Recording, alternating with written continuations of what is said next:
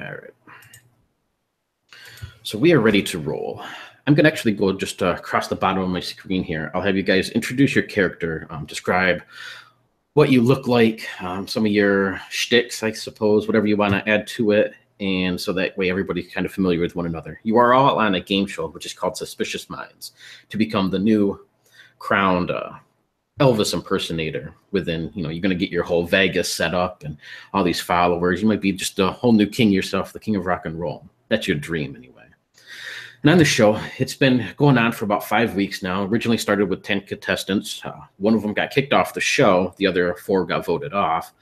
And it's down to the 4 of you is the final people. So we're going to start. Jonathan, you're the first one on my screen. So if you're cool with it, we'll start with you. Go ahead and introduce who your character is, a little bit about them, and, if what the viewers of this show kind of come to expect out of you. Okay, yeah. So Tennessee Lincoln, he's kind of like, he's the knowledgeable one. He, like, ask him any sort of trivia question on the king, and he'd probably give you the answer, like, just like that. He's sort of seen as, like, the voice of reason on the show. You know that character that's on reality TV shows. They're never in a fight with anyone, but they're always in the middle of the fight. They seem to be like the ones that are trying to break people up. They're not like a very like offensive personality or anything like that. They're just kind of there. But he's tall, lanky, and his shtick is like he's like comeback special Elvis. He's got that full black leather jumpsuit with the red scarf around the neck, and he hands the red scarf out during each performance, and that's his entire shtick. Awesome. All right, let's see. Ignacio, you would be next. Why don't you tell us a little bit about your character? All right, Misha Sladkiewicz is a Bornak, keeps to himself. He doesn't socialize very much with the other contestants or even with the staff of the show. You have never seen Misha out of character. He is always putting on the voice and moving like the king. However, I will give you a brief glimpse into his real self, as he is by himself off to kind of a secluded area.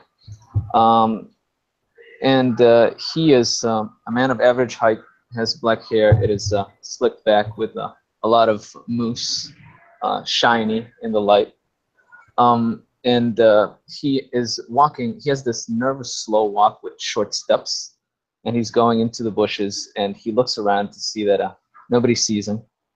And then he picks up a stick, doubles over, and starts whittling it. And as he's whittling it, he's muttering to himself. And he has this very, very thick Slavic accent, and he has this nervous little voice. And he's talking to himself. He's saying, "I'll show them. I'll show them. They'll see. They'll see that I'm a great man inside me. They will all see the great man." And then after he's done whittling, he looks at it for a second, blows it, and then he puts on the shades, and it's like it's a completely new person. He gets up, wipes his sweaty brow. Lordy, Lordy, I feel my temperature rising. And he turns around and walks into the set. Beautiful. With that, the camera swings over to Hambika. You would be next.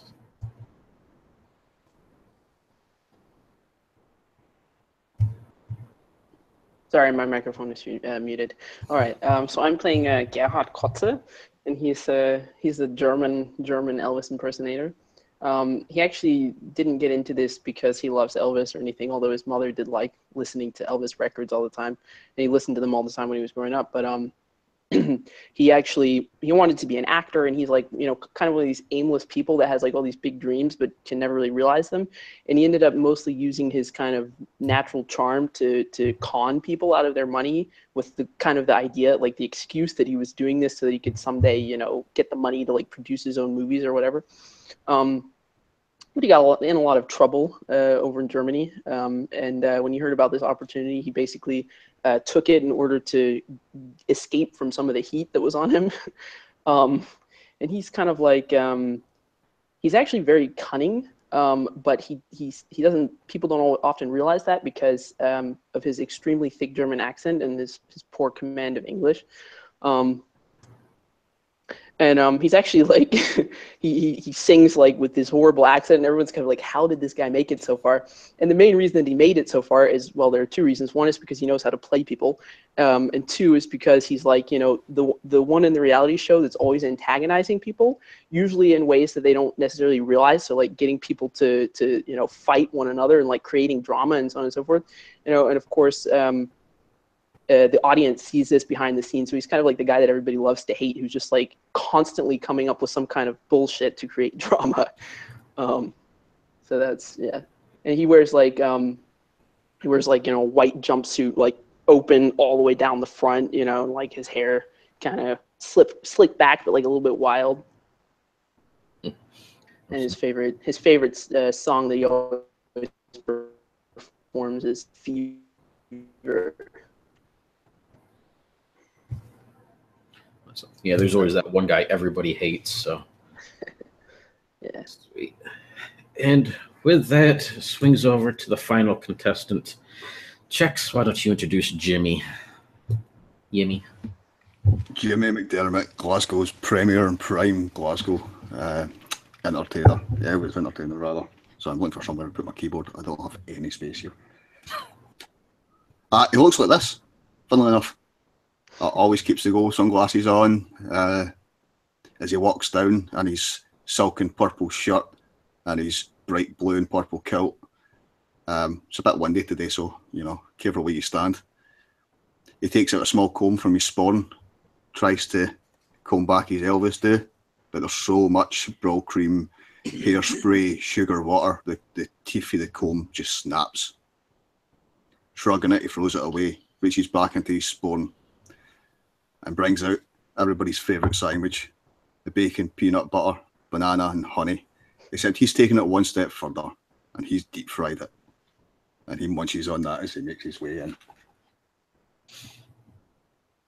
It does sound pretty tasty, deep fried. Must be part of that Scottish roots there. All right. So with that, we see the four of you as you're hiking up the trail in the great Northwest American woodlands. You can see the Rockies in the background, these huge, magnificent pine trees, canyons, fresh water rivers that flow down the mountainside, birds kind of swinging through the air. Then the screen goes black. And when it comes back up, you see the logo of Suspicious Minds reality show. As it comes around, you see the announcer. His name's Bobby McGee, standing in front of the microphone, describing how the four of you are the final contestants on the show. One of you will be crowned the new king. It's only a matter of weeks. The final episode will be in 5 weeks. And before the lot of you get to enjoy a week's vacation to do what you want, wherever you want, assuming you signed the contract and don't release any information about what's going on behind the scenes, you get to go and have a bit of fun. But first, Bobby has sat all of you down in these 4 chairs in this little flashback video here. Each of you dressed up as you have at the end of a filming of a show. You see Bobby come out, all the film crews back there and everything. So, well, fellas, you get a week's vacation, but we got to hold the fans over for 1 more week. So we're going to have a short little interview process, just a teaser of what they can expect for the final episodes. This is Jimmy, hailing from the lands of Scotland, deep fried sandwiches and all. Now that Suspicious Minds is down to the final 4 competitors, it's win or lose time. Tell us, Jimmy, what has your strategy been up to this point, and how will that change as we're moving into the final weeks of this? Well, there is no strategy. I'm clearly the best Elvis. I may as well be the real king. I'm certainly the only one capable of taking his throne out of everyone that's left. So I'm just going to keep being me.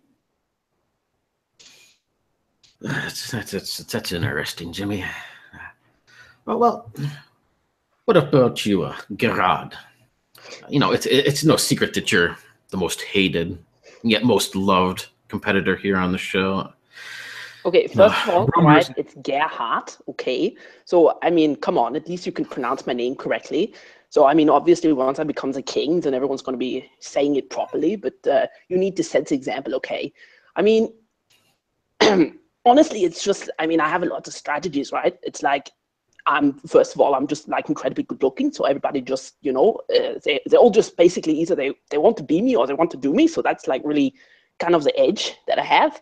And then, well, also, yeah, everybody underestimates me. They think I'm actually very stupid, but little do they know. Yes. Well, Gerard, I think. Gerhard. Yes, Gerard. So, you know, I actually wasn't interested in your strategies, but that's a very interesting topic that comes up. But something a little more important has recently come to our attention. It seems there's a lot of rumors lighting up the Reddit pages and social media, something about your East German secret forces connections. Now, is it true that you're just a spy from Germany here to maybe take over the American Elvis scene? You mean the Stasi? How old do you think I am? Jesus. Well, we're just telling the truth and what's coming up on the Reddit pages. You know, there's a lot of rumors spreading about you. Fans out there want to know a little bit more. They want to see the background of Gerhard. Yeah, that sounds like some stupid scheiße that my rivals came up with to discredit me. I wouldn't believe a word of it if I were you. Well, Misha, I'm sure you're not spreading rumors about our friendly local German Elvis impersonator, but you know, these rumors are spreading like crazy as we lead into these final few weeks here, and the Sun Media celebrity gossip magazines have uncovered a bit of news about you that we felt we should bring up here on the show, and it's a touchy subject for a lot of people, especially those Midwest of the United States, but well, we recently uncovered news that you're quite fond of polygamy, having 13 sister wives back home of yourself. What would you like to say to address these rumors? Oh, come on, man. This is just somebody's casting aspersions on me, and I don't want to point fingers because I'm not one to. You see, the king was pure class, and I aim to do the same. Just no innuendo, just class that oozes out, and just listen, there's nothing to these allegations. Just like there probably isn't anything to the allegations that Gerhard here has any connections to the Stasi. But, the apple never falls too far from the tree. So, it's probably probably better not to make any final judgments on that and just let the chips fall where they may. Interesting. So do you find that your 13 sister wives help bring you more class or help invigorate you a little?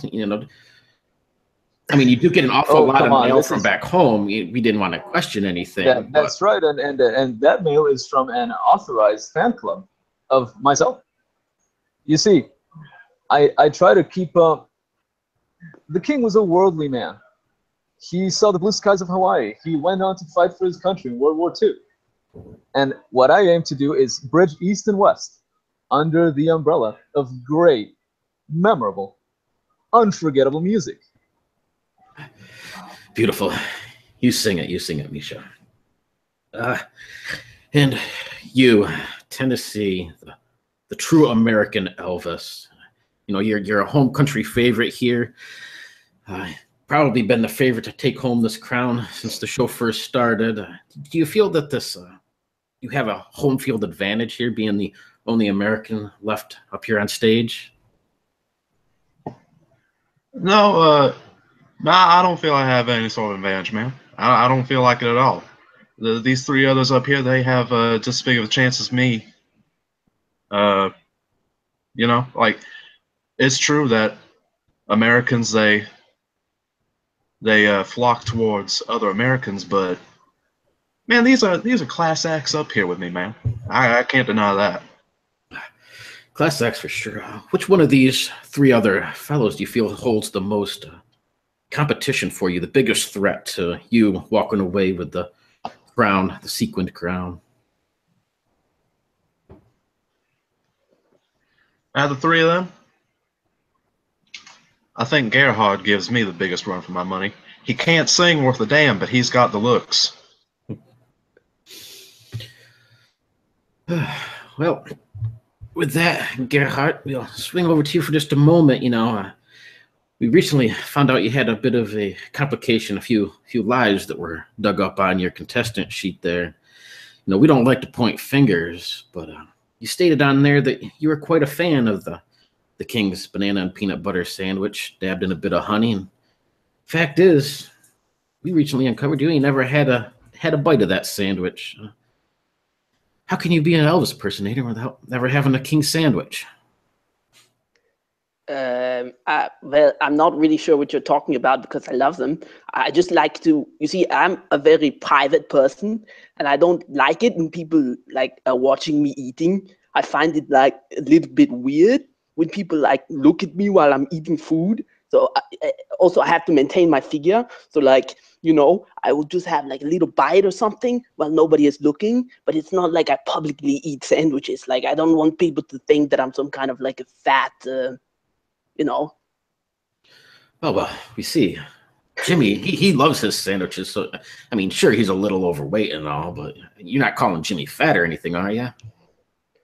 No, that would be, nein, natürlich nicht. I mean, never. I would never say something like that. I'm quite happy to hear he's a bit not of really a as sandwich with you. attractive as me, but I mean, no one can be, so it's Did you have a rebuttal about that, Jimmy? You look a little flustered for Gerhardt's comments. I'm more than happy to hear a bit of my sandwich. Put those rumors to bed. Dissuade them. Yes, Gerhard, well, why don't you enjoy a bite of Jimmy's sandwich and tell us what you think of the King's favorite food. It's deep fried, so it's extra healthy. A little bit of extra crunch. Ja, also lecker. It's delicious. Yeah, perfect. Yeah, I love it. Of course, obviously. That's a great thing there. That reminds me, Jimmy. As you know, a lot of you been staying down at the old mansion, the King's guest house out behind Graceland, where the show's filmed. You haven't had much for electronic devices, being on the show here. You had to sign the contracts, no phones, social media. We didn't want you guys giving away the information on who's winning and who's losing and behind the scenes footage. That's going to be a whole episode within itself. But 2 nights ago, Jimmy, we saw you underneath the covers of your blankets, lights glowing, fingers tapping away. What was going on down there underneath your covers that you were so busy fondling around with there? Nothing nefarious. I like to read comic books in the dark. Flashlight, Adventures of Superman. Tell me Elvis didn't do the same.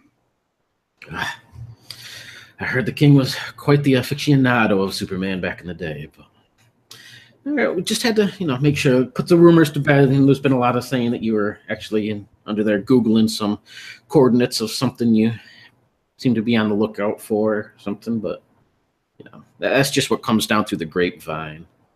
All those rumors are false. I've never Googled anything in my life.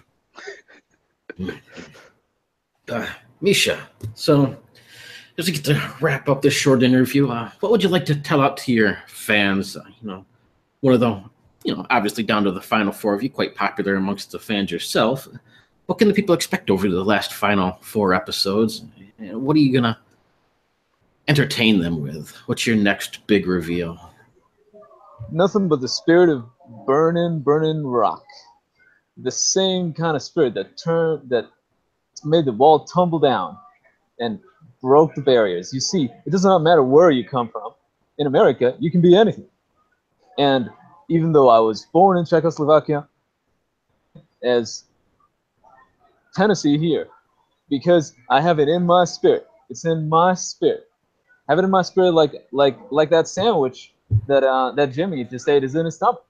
Now, it's got to do with what's inside you, not what it's on the outside. And, well, I don't mean to point fingers, but, you know, if you're looking good, you're looking like Elvis on Jailhouse Rock, but you don't have Graceland inside you, then I don't see how you can win this competition. Straight from a philosopher's mouth. That moved me down to my toes, Misha. That's deep, deep stuff. Gerhard, any last words you want to tell the fans? Yeah, I would give you the fever in the morning, fever all through the night. A lot of fever up in here. Tennessee, any last words for your fans? Vote for who you think deserves it, man. I can't tell you any better than that. Always the softest spoken true man right there. And Jimmy, as the cameras say goodnight, we'll focus on you for the last moment. Any last words for your fans? We haven't seen a lick of fan mail in a couple of weeks now, but... Oh. Well, nonetheless, I'm sure it's just got lost in transit somewhere. No, we haven't received anything at all. I actually called the post office, and they said they had... I just want my fans to know I love them all. And I know they can't help falling in love with me. I'm doing this for them. See the camera pan across to all of you as you put on your final words and give them your tagline speeches. It swings back around to Bobby. There you have it, folks. 5 weeks till the final episode of Suspicious Minds. This next week, we'll be having a recap episode. See what happened to all the past contestants, where they are, and where they've been. I'm going to have the French Elvis and the Spanish Elvis. The Australian Elvis should be here as well. You know, he got kicked off early for bringing the kangaroo on set. But besides that, we're going to have a great little recap, and then we're going to set into these final 4 episodes. Be sure to put your votes in the number at the bottom of the screen, and till then, stay classy, folks. See the camera blinks off. The 4 of you are left standing there in this little room. Bobby comes over, shakes each of your hands. Week off, fellows. Enjoy it. The camera crew quickly disperses out. Everything gets shut down as you're all getting your stuff around. What do you do for the final few moments?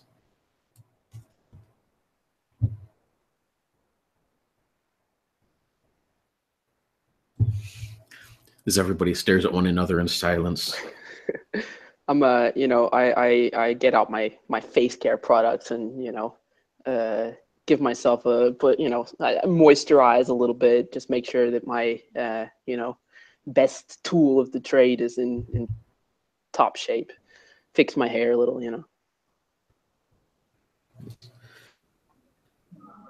Meanwhile, I'm kind of watching everyone out of the corner of my eye.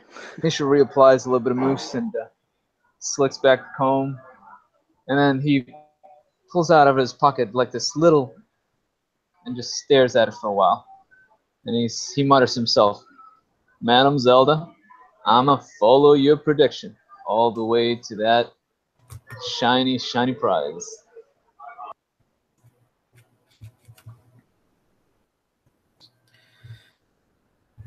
All right. So as the 4 of you rest there, the camera fades out. Comes up a little bit later. A few days. Sees the 4 of you walking along this trail. These great, beautiful woodlands way out in the northwest of America. You know that there's bears out here, cougars, a lot of other animals as well. A little bit of a dangerous hike. But for one reason or another, the 4 of you have agreed to band together, at least for this one occasion, to find the Bejeweled Jumpsuit of the King, a fabled artifact once owned by Elvis, crafted just for his final show that never happened. He carried it out here as a bit of a ritual, a ritualistic sort of progression. Him, several other of his fans and friends, family. But before he was ever able to wear that jumpsuit to to do that final show. Everybody knows the rumors that he passed away. Whether it's true or not, you know, he might very well be out there somewhere. Each of you may have your own opinions on that. But you've all, in one way or another, heard about this jumpsuit, shared it with one another for one reason or another, and banded together. Tennessee, why did you decide to get these other three together and go on a hunt for this thing?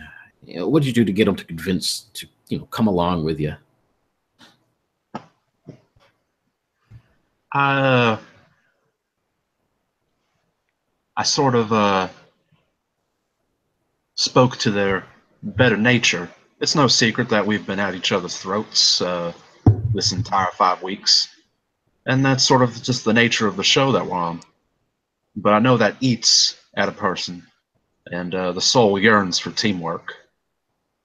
And I basically just convinced them that if we're going to get through this, we have to get through this together, or it's the highway, man.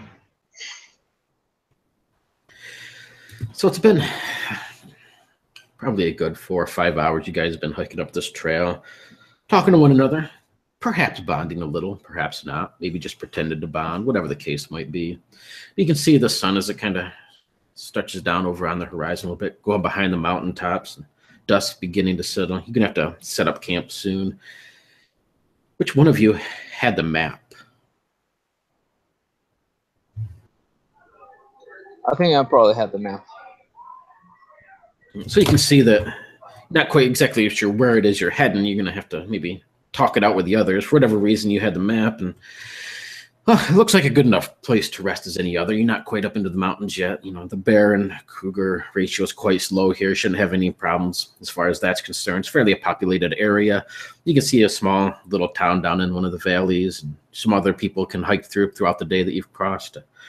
Where you're at now has already been set up for a campsite. You have a fire ring, and you can see some naps hanging in the trees to put your supplies and stuff. And otherwise, it looks like a nice little area to set camp for the day. With that, I'll swing it over to you guys. What do you do as the sun's starting to set and evening's starting to roll around? I'm hard at work trying to pit other people against one another. So I kind of, you know, sidle up and sit down near Misha. I'm like, hey, you know what? I heard that Tennessee has some kind of a secret treasure map that he's not telling anyone about. I mean, that doesn't seem right. Like, he should share this information, no? You trade in secrets, don't you? I see the apple not falling far from the tree. I mean, what the hell is that supposed to mean? Are you the one that spread that stupid rumor about me being part of the Stasi? Oh, come on, Gerhard. I never said that you did it. Yeah, well, I mean, that's completely beside the point. I mean, what my parents did has nothing to do with anything, but the fact that Tennessee is hiding information that everyone should have to share freely, that's a little bit, that doesn't seem right to me. Oh, come on. Do you really see him hiding anything? Yeah, I mean, he just seems so like a nice guy, but actually he's like the opposite of a nice guy, like, you know, like a bad guy. It's like what I think. You seem to have given this matter of keeping up appearances quite a bit of thought, Gerhard. Yeah, I mean, my mind is like always just coming up with ways to make it so that everyone. All right, I don't know what I'm talking about anymore. All right, fine. I have to go powder my face. And he kind of walks off. At the moment that Gerhard is saying this about Tennessee, he actually is thumbing through a notebook on the ground as he's doing so, and cleaning the revolver that he brought with him.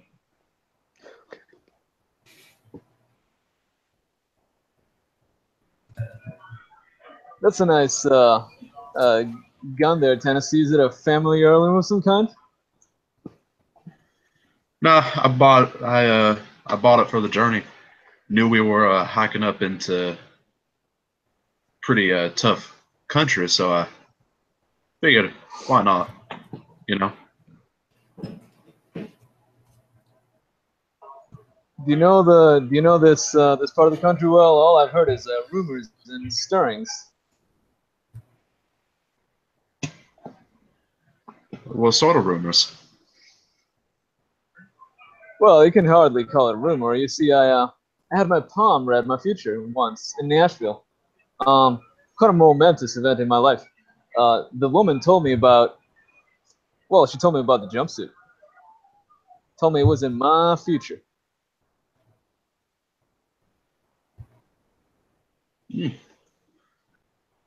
Well, parade, but that palm reader was probably leading you on. Probably just saw how fat your wallet was and told you what you wanted to hear. Oh, if there's one thing I have, fat wallet is not one of those things. I'll tell you what. Speaking of big, there's a rumor I heard.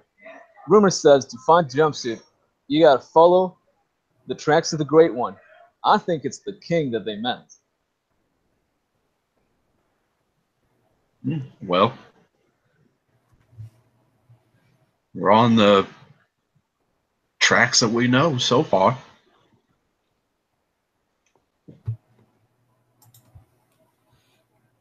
Hey, Jimmy, you hear them talking over there? They're awfully like buddy, you know? It's kind of weird. They're like always conspiring with one another. It's like they're forming some kind of an alliance to try to, I don't know, because they know we have the most talent, obviously. I don't know. Maybe they're just, trying to figure out where to shit without, sitting on the poison ivy. Maybe, but I don't know. It's pretty like suspicious. You've just got a suspicious mind. Yeah, that's very funny. That's a joke. Yeah, okay. I'd still keep an eye on them if I were you. Yeah, maybe. I don't like guns. Yeah, I'm a little bit afraid of that too. What if he shoots us all in our sleep as soon as we find the jumpsuit? It's a bit early for the scary stories. I'm Anyway, sure we'll be I fine. have to go. See the sun continue to sit on the horizon. Starts to get dusk a little bit quicker. The huge pine trees, these shadows roll across the ground. Gets a little dreary. Feel that cold Canadian wind blow down through a little bit. Temperature begins to drop. It's late August or so, so it's still pretty warm out for the most part, but you can definitely feel the winter winds starting to roll through. What do you guys do? I feel the temperature dropping. And I look over and without a hint of subtlety, I say, hey, Jimmy, you ever fall in the tracks of something? Like a big animal or something up in the highlands, wherever it is you're from? The most dangerous beast we've got over there is the haggis.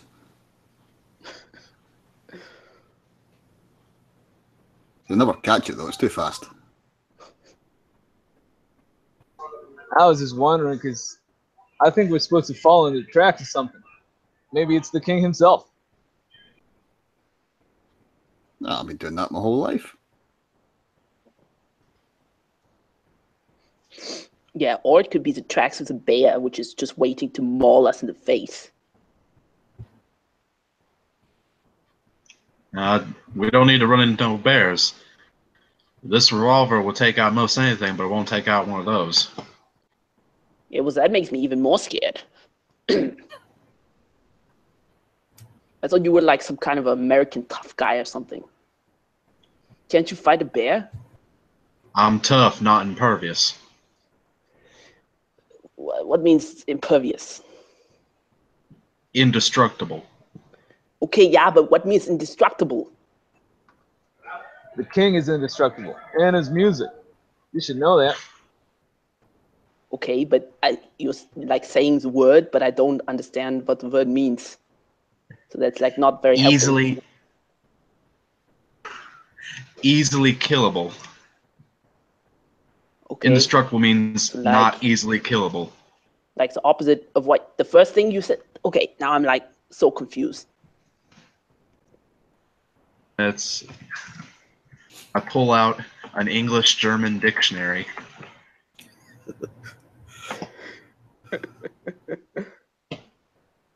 I'm like, okay. You see me Unser Stobar. visibly recoil at the sight of this dictionary. I'm flipping through it. And I say, Unser Stobar. Unzerstörbar, okay, alles klar. Yeah, okay, fine. Now I understand. Thank you. Also, why didn't you just say this word in the first place? Like,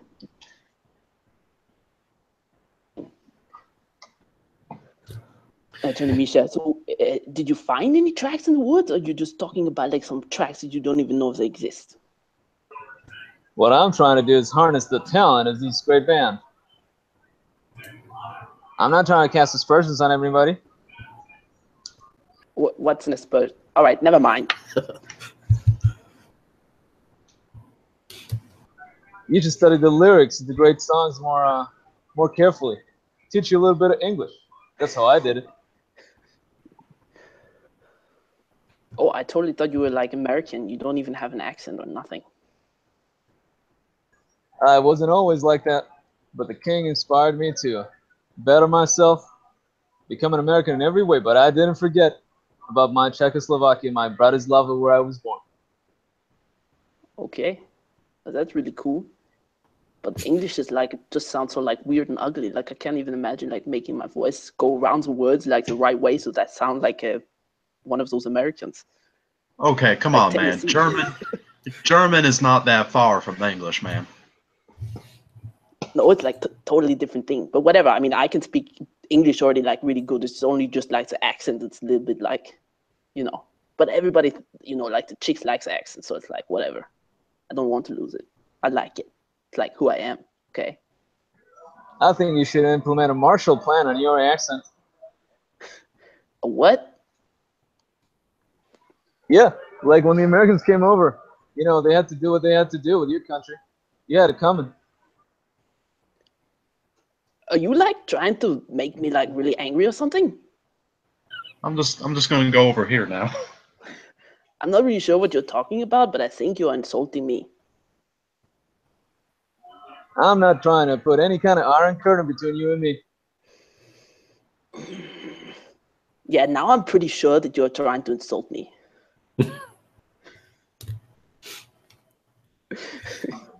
Don't worry, there's worse things than Germans. There's always Soviets and polio. Yeah, right, whatever, Arschloch. And he just, you know, kind of wanders off. As you do that, you wander off a little ways. Tennessee, as you moved out of the way, you know, get this fire going a little bit, give some warmth around. You look over along the tree line. You can see some different stuff moving around. You can see the brushes rustle a little bit. Give me a challenge roll with a 12.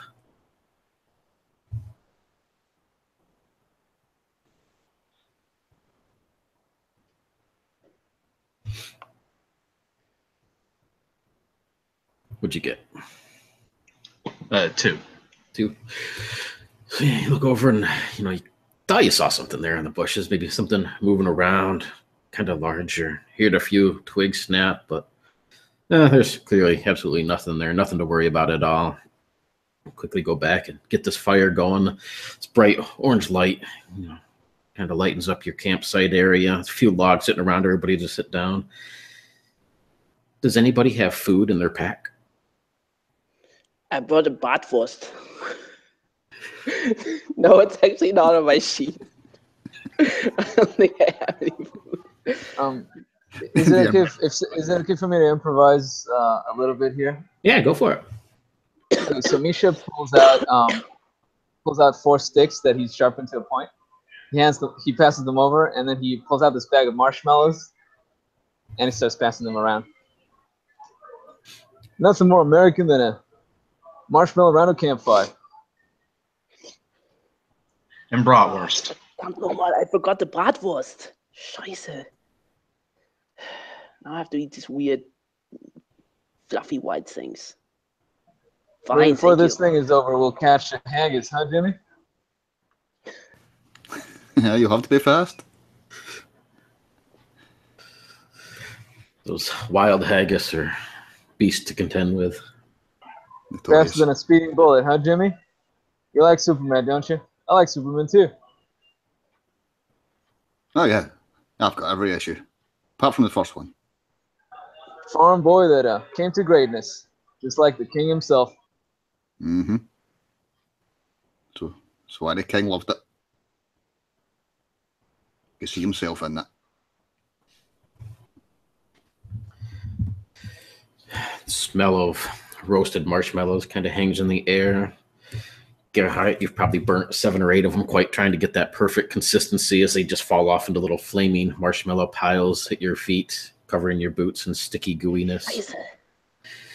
And it's enough to kind of keep you going for the night, but you realize you're gonna have to probably get some good food tomorrow or figure something out, because marshmallows ain't gonna quite fill you on this hard, adventurous trek into the mountains.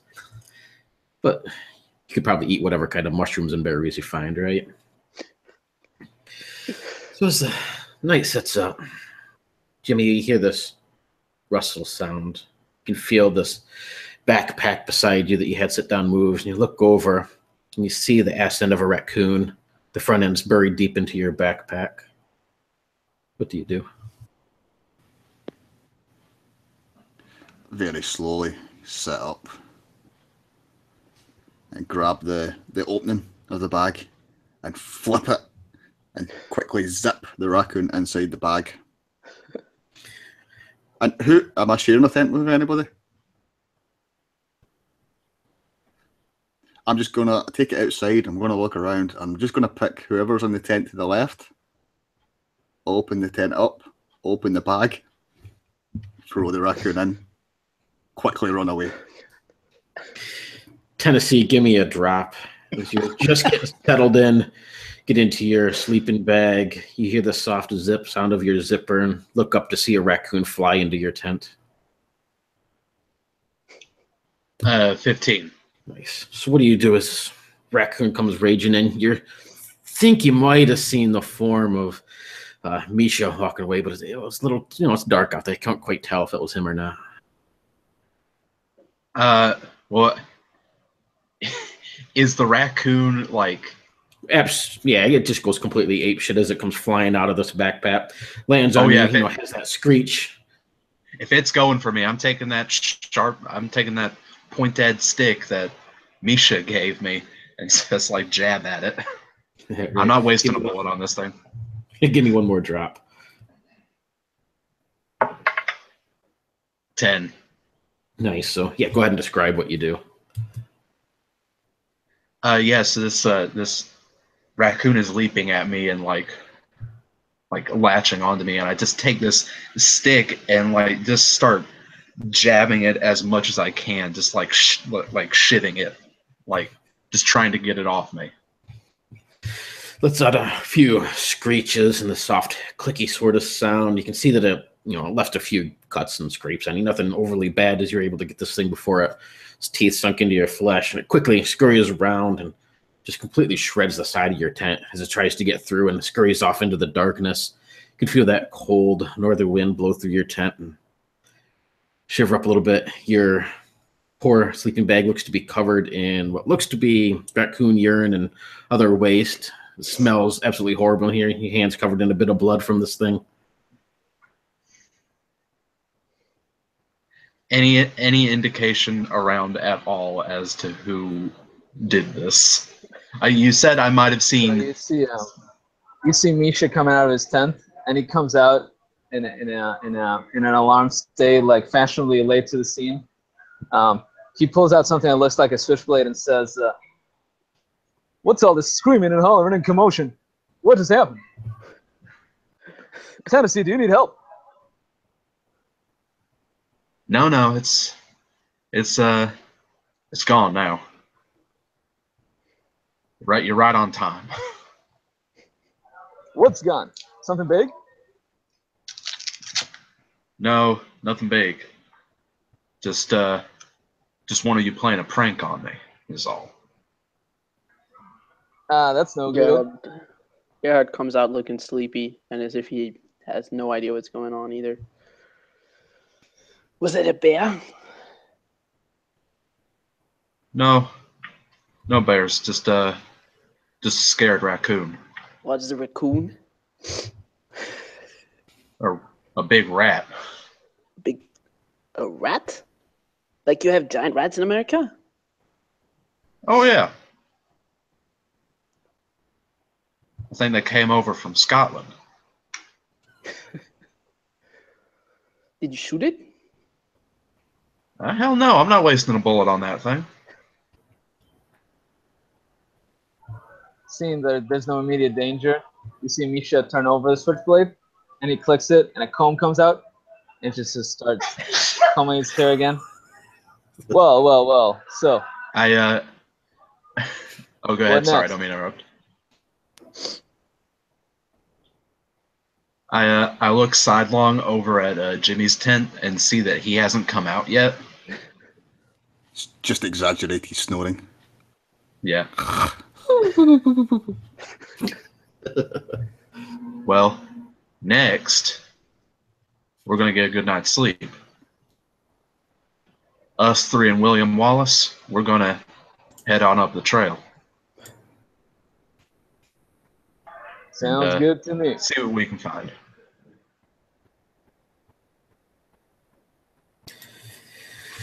So as you all get back into bed, are you still sleeping in your tent, Tennessee? Not to put any of you out, but seems my tent is out of commission. Mind if I bunk up with one of you?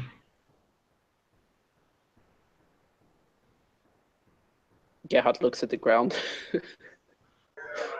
There's room in your country for me. There's room in my heart for you. You can come in. Oh, no problem. Okay, no, don't make it weird now. Then I get into the tent. Don't worry, you're not a sister wife. It's all in a collegial spirit, just like when the king joined the army. You know, a little bit of Josh never hurt anybody. Come on, you got nothing to worry about.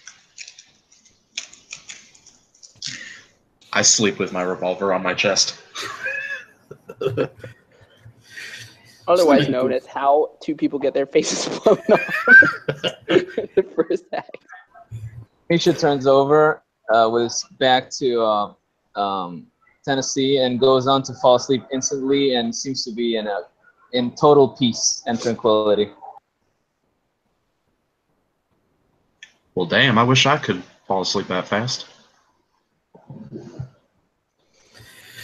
So as all of you doze off once again to sleep, Tennessee, you're probably awake the longest, wondering who it was that did what they did and why they did it. You have your own opinions, of course. Every now and then you can hear the rodents out front rustling about. At one point it sounds like something a bit bigger kind of comes through, but you don't really want to stick your head out just in case it is a bear. You hear something rummage around a little bit, making a few snorty sort of sounds.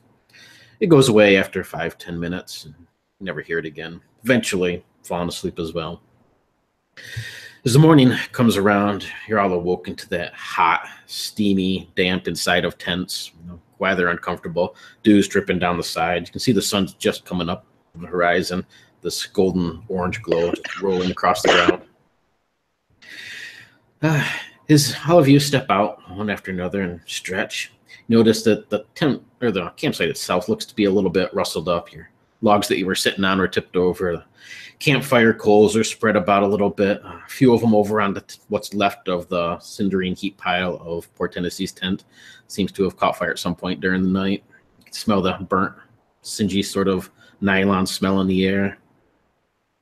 Large footprints can't quite tell what kind of animal. Maybe bear. It's hard to say. They're kind of rustled up in this loose dirt, so they don't really look human. They don't look animal. Some sort of in between. Definitely large footprints or scrapes of some sort crossing through the middle of your campsite. Steps outside of Jimmy's for quite some time. You can see all the marshmallows that Gerhardt has dropped on the ground were now gone and eaten. You can hear in the distance the church bells from that small little village down in the valley echo up through the mountains. Looks like it's maybe 6 a.m.-ish.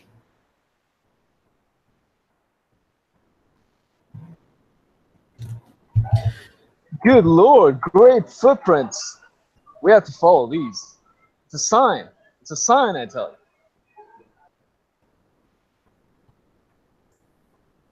I don't know about that. That looks like the footprint of a bear. I don't really want to go chasing after some kind of wild animal that's going to rip us into little pieces. Bear doesn't look like that, my man. Don't you have Discovery Channel over in Germany? That's a man, just a bigger man. Maybe this is, maybe the king has gone on to greater greatness. Maybe he still roams the land, looking for a good tune. Yeah, that looks I say like it's a a very sign. big man. Unless old Elvis, he grew to be 7-8 feet tall. I don't think these are his footprints, man. Yeah, I mean, they always said Haven't he you had ever, big haven't shoes you to ever heard fill. of, haven't you ever heard of transfiguration? Weird things happen to good people when they die.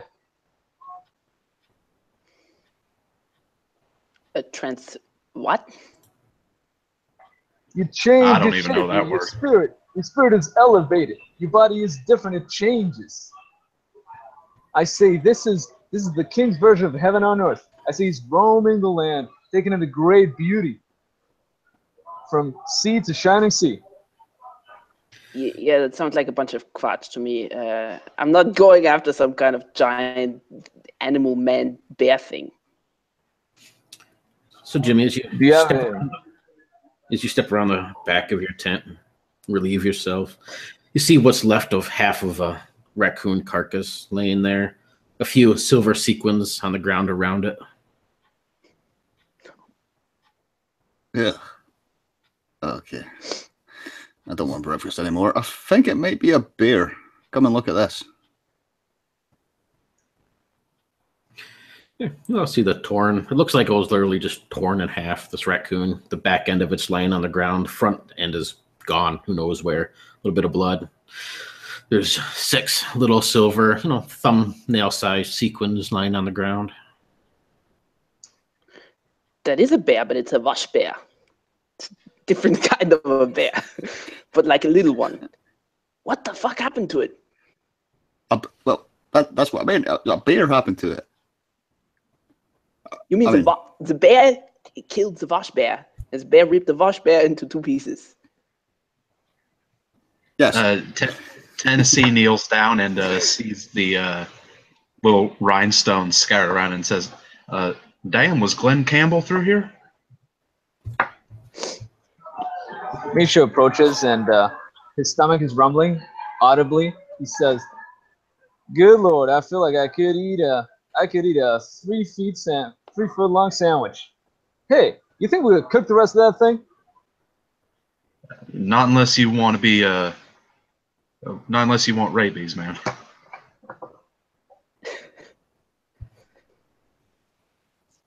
Did it attack you in the tent? Looks like it. Wait, you got attacked What is in all the this? tent? I look sidelong at Jimmy and says, yeah, I was. Threw this thing in my tent with me. You think maybe it was a haggis, Jimmy? Could be. Whoever it was sounds like a total arschloch. I agree. You don't need to speak German to know what that word means.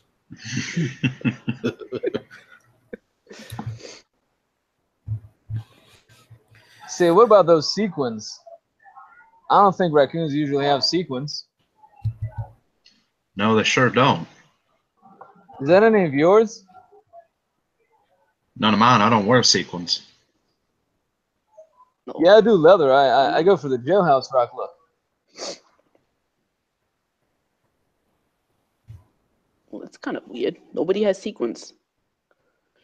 So where did they come from? Are these your sequins, Gerhardt? No, You go for they're the not my flashy look. sequins. Yeah, but they're not mine. I didn't bring my sequin jumpsuit with me. I don't want it to get ruined. It's like my performing costume. Well, it's not yours, Jimmy's. Then I think we got another Elvis on our hands. Maybe it's one of the other contestants trying to come back and do something because he got kicked out of the show. I never really trusted that Australian. This is further proof of my theory. The big footprints, the sequins. The king is still among us. He's different. He's not quite a man. He's like a big man, greater than life. Like a man bear? I don't know, but he's big and mighty. I bet he can still sing. Maybe he's got a good baritone voice. Let's think about this for a second.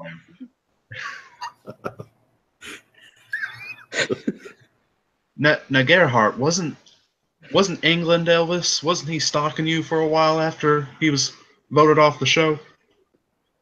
Yeah, that was a little bit weird, man. He kept like following me around. Like I heard some things that he was like writing me letters and things. I think he had like a little bit of a crush on me, which is like not surprising because like pretty much everybody does. But like it was like a little bit like another level. Well, I think we should tread carefully.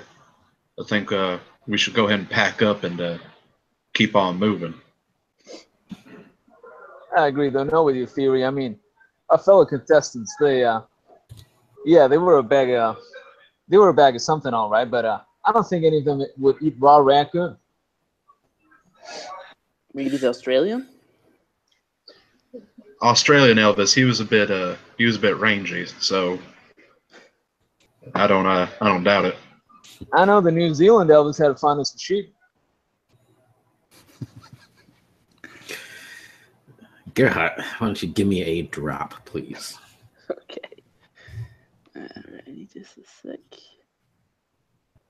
That's a 12. So yeah, think back to Australian Elvis and the creeps that he gave you a little bit. Have that moment where you kind of just stare off, thinking about that, shiver running up your spine.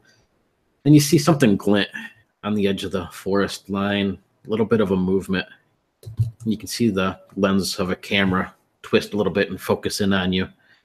You see the man who's behind it jump a little bit, and then he just takes off running away. Hey, did you see that?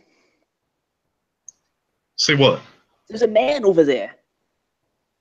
A man? It was like a sparkly man. I saw him running off that way.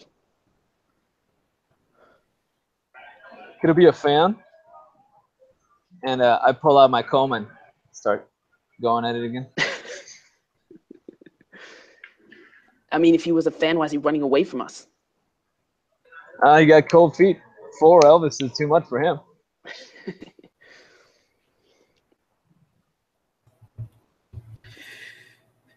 The silence drops around the rest of you. You start picking up your packs and tents, getting everything in the bags. You hear this man scream pierce through the forest. It's cut off a bit short. And then just this loud, sounds like a gunshot in the distance. Boof, as it echoes through the mountains. And then boof, a second one.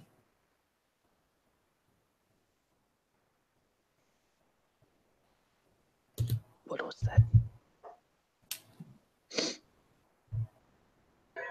Well, I'm no rocket scientist, but that sounds like a gun. Is it just silence after those gunshots? Yeah, you can hear, the birds that scattered and stuff, but yeah, you're just in dead silence now. Can we tell what direction it came from? Yeah, it sounded like to the north, further up the mountainside. basically where you would, if you're following your map that you have, Tennessee, where you'd be headed. Or where the main path leads, anyway.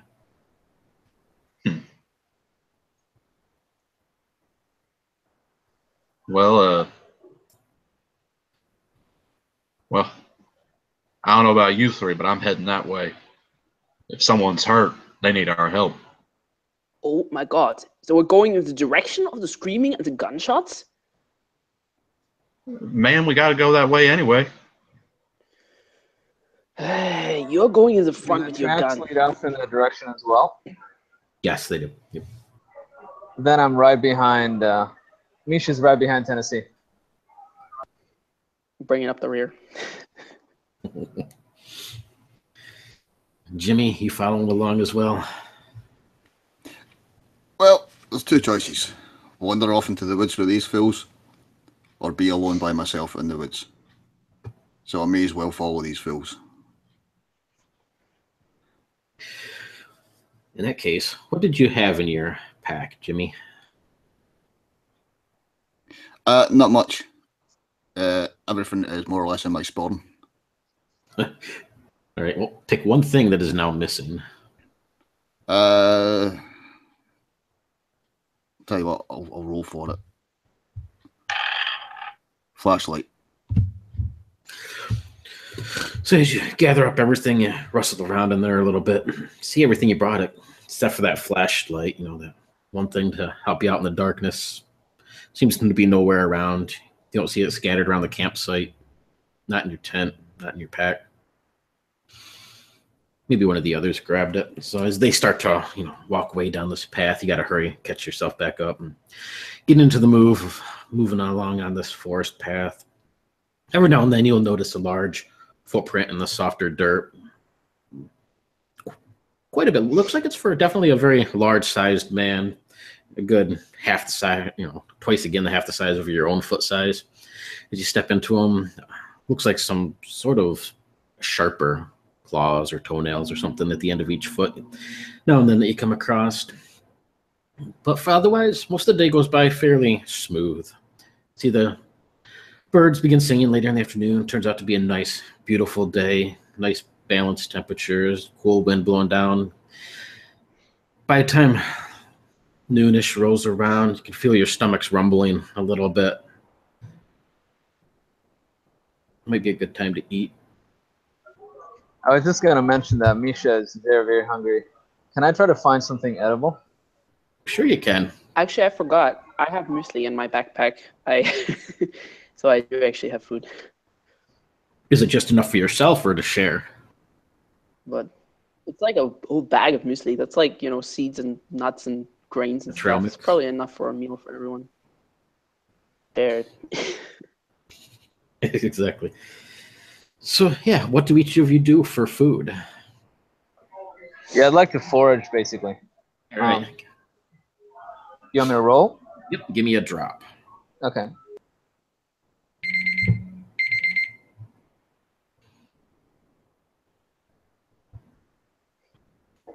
$18.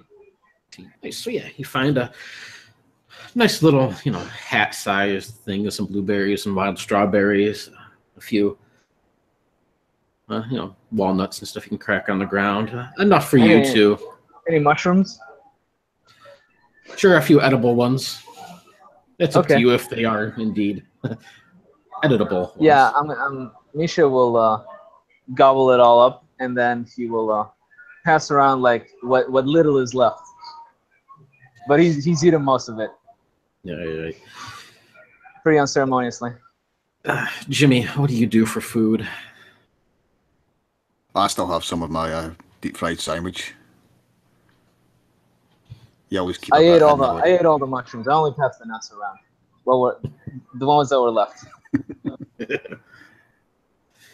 Yeah, you finish off your last bit of sandwich. That deep fried grease filling up your gut should work for quite a while. Give you that energy you need. Get hot. You eat the last of your trail mix type stuff you've packed up. Tennessee, see the others all eating. What do you got left? Anything? Well, I too would like to forage actually, because I didn't think to bring food. Give me a drop.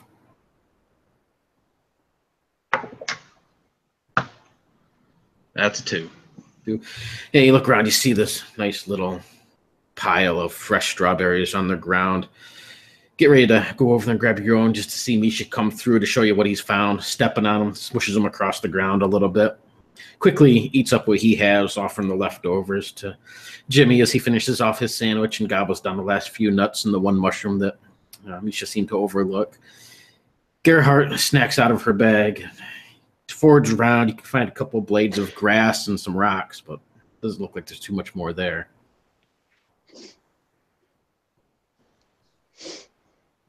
Stomach grumbles a little bit.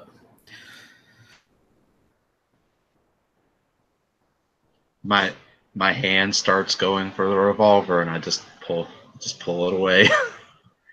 And I'll just forego the meal for the day. All right. Don't fret, Tennessee. Next time I look for mushrooms, I'll give them to you, just like your people drop the candy bars on my country. All from the big airplanes. That was quite a time.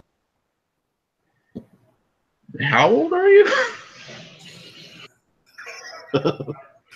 I'm around. No. I see. You know, I'm around 40. But my folks and my uncles, my aunts, they tell me this.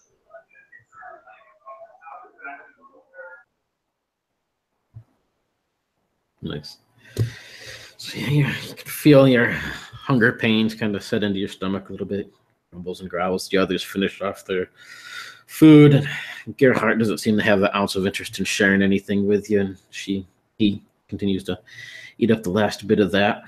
And with that, it is Act 2. So everybody add your Act 2 drop on there, and Tennessee, add 1 misfortune for you for not having any food.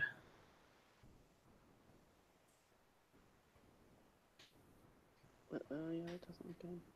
Everything's still super slow. I can see and hear you just fine. Crap. Hello? Give it for a second. I can hear you. Okay.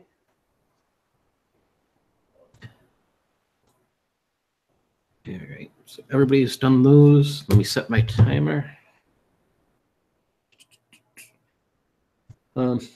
You guys cool with taking like a quick, maybe a 3-minute break? That way it gives her time to see if she can figure out her internet. Yeah, Yeah, no problem. yeah, sounds excellent. I'll be right back. Okay.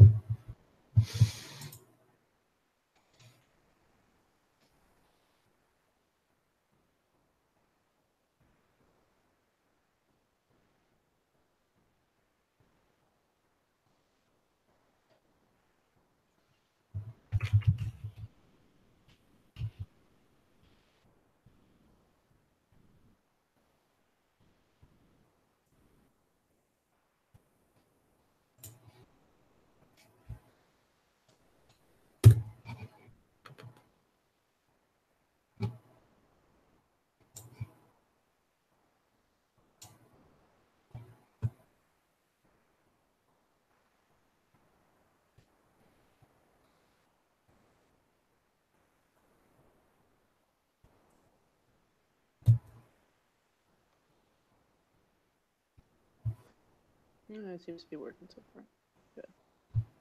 Can you see and hear us now?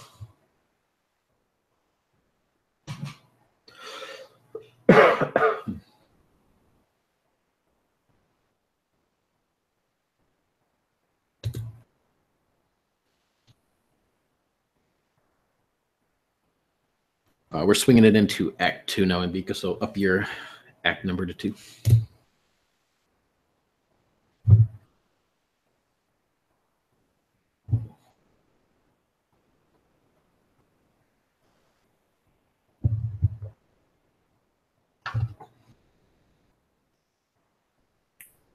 Are you wearing your cat shirt, Chuck?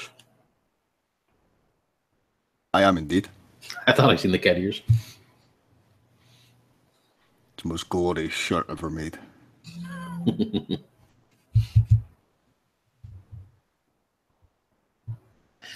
Oh, I found the person I worked with took a cat that my kids found. Oh, that little kitten? Yeah. They named it Harley Quinn. I don't know if it was a boy or a girl or not, but they were all upset to see it go. But my wife's like allergic as hell. My daughter's allergic as hell, so they're sneezing like crazy. And like, we cannot have a cat. It was tiny though. I don't know. I'm guessing somebody just dropped it off or something because it was in like we have a brush pile in the back because we're raking up leaves and picking up the brush for the fall and stuff. And it was in that pile just out there crying. So they brought it in and warmed it up and everything and fed it. And my coworker took it. She got another kitten. So Don't know how people can do that. I have no idea. No, because I mean we have a couple of houses around us. Maybe it got out from one or something, but I don't know. I mean, it looked like it was taken care of. It wasn't mangy looking or anything, but still. At least it's got home. Yep. It's doing good now. All right. Just wait. Give Ignacio a few and we will start back up. You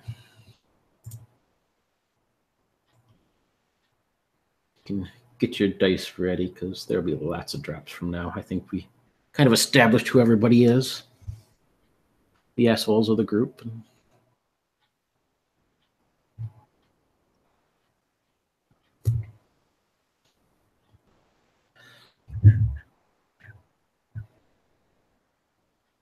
Do you have your mic set with a hotkey check? Is there a way to do that with this one? You need to get a third-party program. I use Mic Mute. I don't know if that's available for Linux. I don't know. Yes, it is. Okay, cool. Yeah, you can set a hotkey up with that. You can set it so that it beeps or doesn't, when you press it, so you know. I've noticed that button that's actually on the microphone is really, really touchy. Yeah, I don't like it. Sweet. I'm going to grab this for next Saturday then. All right. Everybody set? So everybody should have 2 drops now, except for Tennessee. You're at 3. All right. So unless Gerhard, are you sharing any of your trail mix stuff you got with him, or you just letting him suffer because Misha stepped on his berries? Oh, I'll No share pun with intended. him. I'll share with him. I give him a little bit of my muesli, and I'm like, "Hey, you didn't find any food in the woods?" Well, I did until a Pollock came traipsing through. Yeah, I wonder if that was like deliberate that he did this to like sabotage you. A little bit suspicious of that one. But here, go ahead, have some of my muesli. I've got enough to share. It's delicious, very healthy. That'll give you like a nice trim figure, Oh, that's sort of kind of you, Gerhard. And I'll take a handful and start nibbling. All right. In that case, you can take that misfortune off. As your stomach cramps going to come down a little bit. You get the protein from these dried grains and nuts. Feeling a little bit better once you get moving again. So as all of you gather up your stuff, finish off your meals, and throw your packs over your shoulder, begin to set down this pathway up. You can see the mountainside coming up closer as the path gets a little bit steeper. Looks like it's going to be quite a hike from here on out as you head into these northern wilderlands. Gerhardt, you're in the back, and as you're following through, you can hear the snap of a branch, a bit of a rustle on the side of the path beside you. As you turn your head over, you see this figure step out, maybe 6.5, close to 7 feet tall, just covered in black hair, this nasty, large, mangy-looking face, as it runs directly towards you. Its hands are in the air, it's waving, and it's screaming. Go ahead and give me a drop and tell me what you do. Okay. I guess I'll roll the drop first. That's going to be 2. That is a 5 and a 20. Yeah. Whenever you guys whenever you guys roll a drop, all I need is the lowest number. I forgot to mention at the beginning. 5. Yeah. So 5. So yeah, this thing comes around the corner. Its hands are in the air, just waving back and forth, and it's screaming this strange, echoey, weird sound. You don't really see its mouth moving that much, but it just slams into you, knocking you to the ground. The other 3 can see you, hear this as it comes out, and you turn around just in time to see this thing smash into Gerhardt, throwing him to the ground as it stands above him, its arms waving as it's yelling. Go ahead and tell me what you do. Hilfe! A bear! There's a bear! It's trying to kill me! Like trying to roll from underneath it or something, like just trying to get away from it somehow. You see this large ape-like sort of hairy creature. It hops about, kind of in circle around Gerhardt on the ground, yelling. And then it jumps up, and like it's just going to body slam on top of him. Sorry. I'm gonna try to use my acting skills to play dead and just pretend that I'm not moving. I make a dramatic groan and just kind of and then stop moving. So here's what Misha's gonna do. He's gonna look at the other 2 and he's gonna start singing. I love you with all my heart. Trying to get everybody to join in, kind of to calm down this beast. Blue skies of Hawaii shine on this our wedding day. Come on, all together now, guys. Tennessee, he's going to look at Misha and then drop the one knee and then aim the pistol at the thing's head. And Jimmy, what do you do? Mumble sing. So Jimmy joins in a little bit with you. Don't quite sound like he's got the vigor that you do, Misha, but he mumbles alongside you a little bit. You drop to one knee. Go ahead and give me a challenge roll, Gerhardt. All right. With your acting, make it a 4 as your difficulty. Okay, and I'm sorry, remind me, am I going to be rolling both of the dice for the challenge? Oh, this is for Gerhardt's challenge, but nope. When you have a challenge roll, it's just 1 die. Oh, sorry. Lucky number 13. All right. So yeah, as you see this thing start hopping around, it looks like it's getting ready to attack you or something. You feign a heart attack or whatever, flop over dead, completely convincing. You other 3 just see Gerhardt go completely still. His tongue hangs out of his mouth. He looks white as a ghost and just out of it. Potentially dead. You're quite sure he might have had a heart attack or something. You drop down. This thing turns around towards you, Tennessee, throws its hands in the air and just starts to run at you. As soon as you drop down with the gun, though, you can see it just come to a dead stop. What do you do? If it's just coming to a dead stop, I'm probably going to fire at its head. All right. Give me a drop. Come on, big money.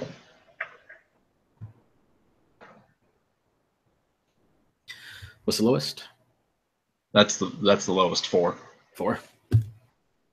So yeah, you hear that bang go off, all the guys all around you, echoes across this mountain. You see that huge form stop, just dead in its tracks. And as it throws out its hands, it starts to wave, and shaking its head back and forth, no, and then its head just explodes.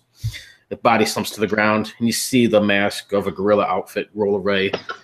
Looks like man dressed up in a gorilla suit. You see maybe, well, it's hard to tell his features now, but maybe like a teenager, 19, 20-ish, young adult. Just lies on the grill. Gerhardt, you feel this warm, wet splatter across your chest and your face. The taste of copper in your mouth. I immediately look much less dead as I like jump up and roll away, and I'm like, oh god, scheiße. Get this thing off of me.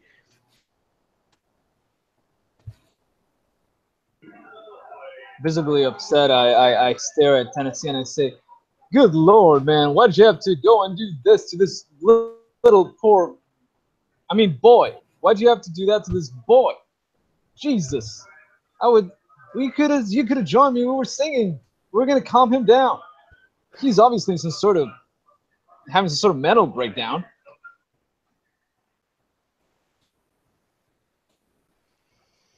Well, I don't know how you react when you're being attacked by some huge ape creature in the woods, but I don't sing when that happens. I shoot first and ask questions later.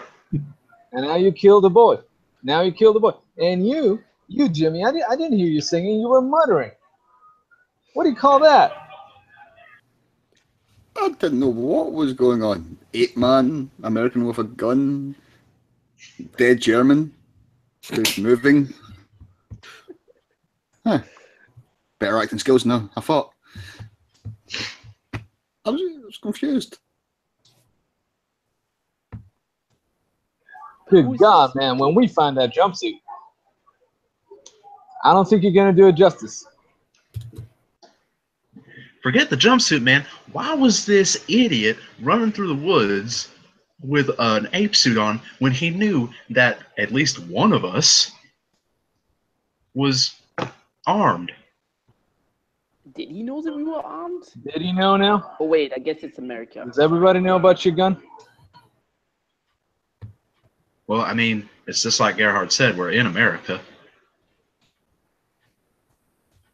Someone's going to probably have a gun. We're not exactly a cross-section of the American population, I gotta tell you.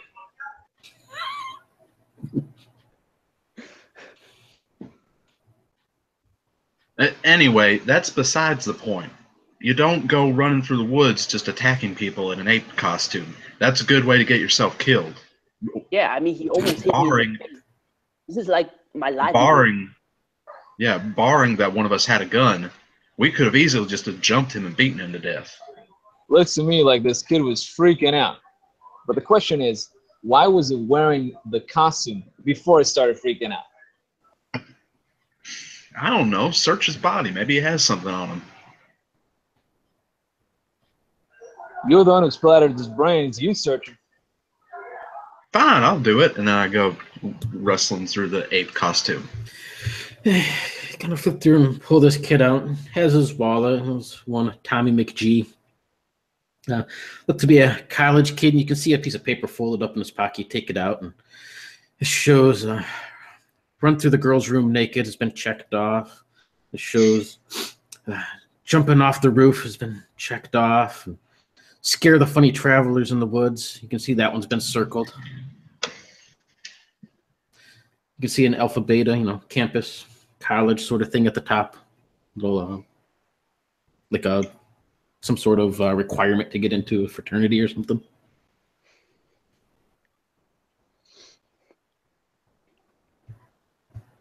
So who was this kid? Damn. I just killed this guy because he was doing some sort of hazing ritual. Damn. What is hazing? It's when someone wants to join a fraternity, so they gotta embarrass him.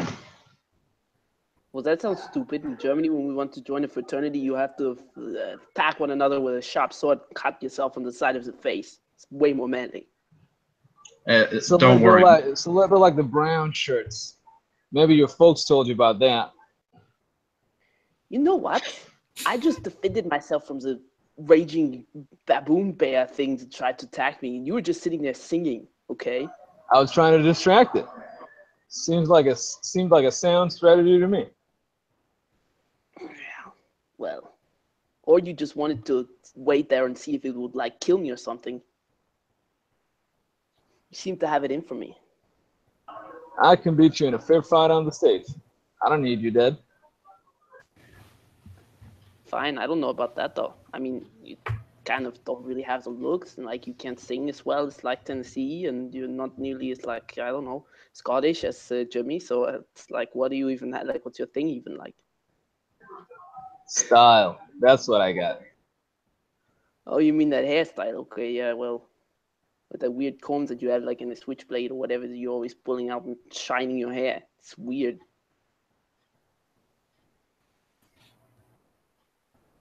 Anyway, there's like a dead guy here. Shouldn't we drag his body in the woods or something?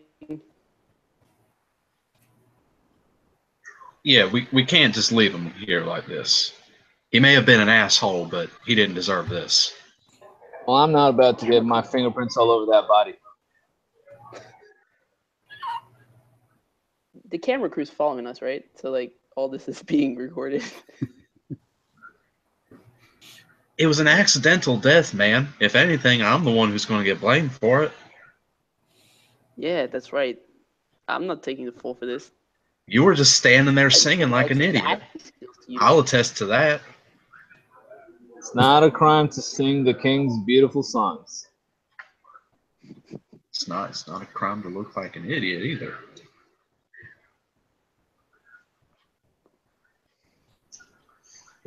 No jury will put me in jail for looking like an idiot.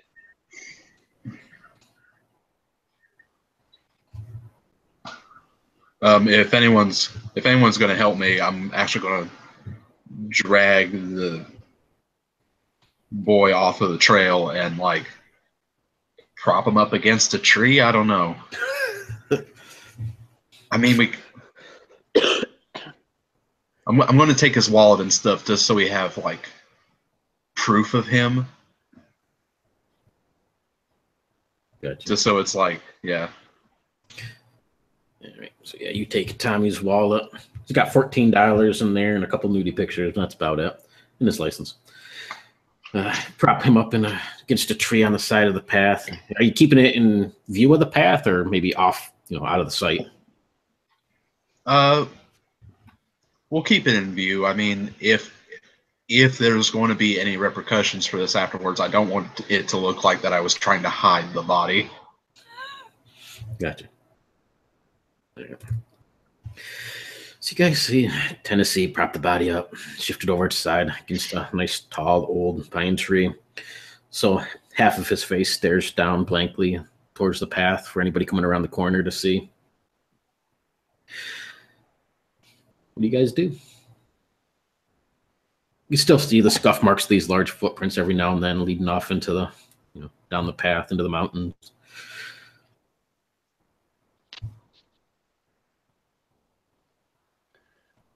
We should probably get away from here, no?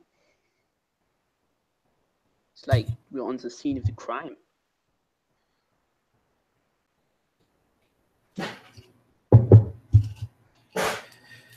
Now, hear me out. And we're all going to have to go to court about this probably eventually. And then we're going to have to watch Tennessee here. Hopefully he won't go to jail, but we'll have to be there as witnesses. Everything's going to drag on. Drag and drag on. Lord knows if the show will even finish. And I want to have something to show for it. And the only thing that we know is a clue to the suit. It's the sequence and the footprints. So I say we follow the footprints.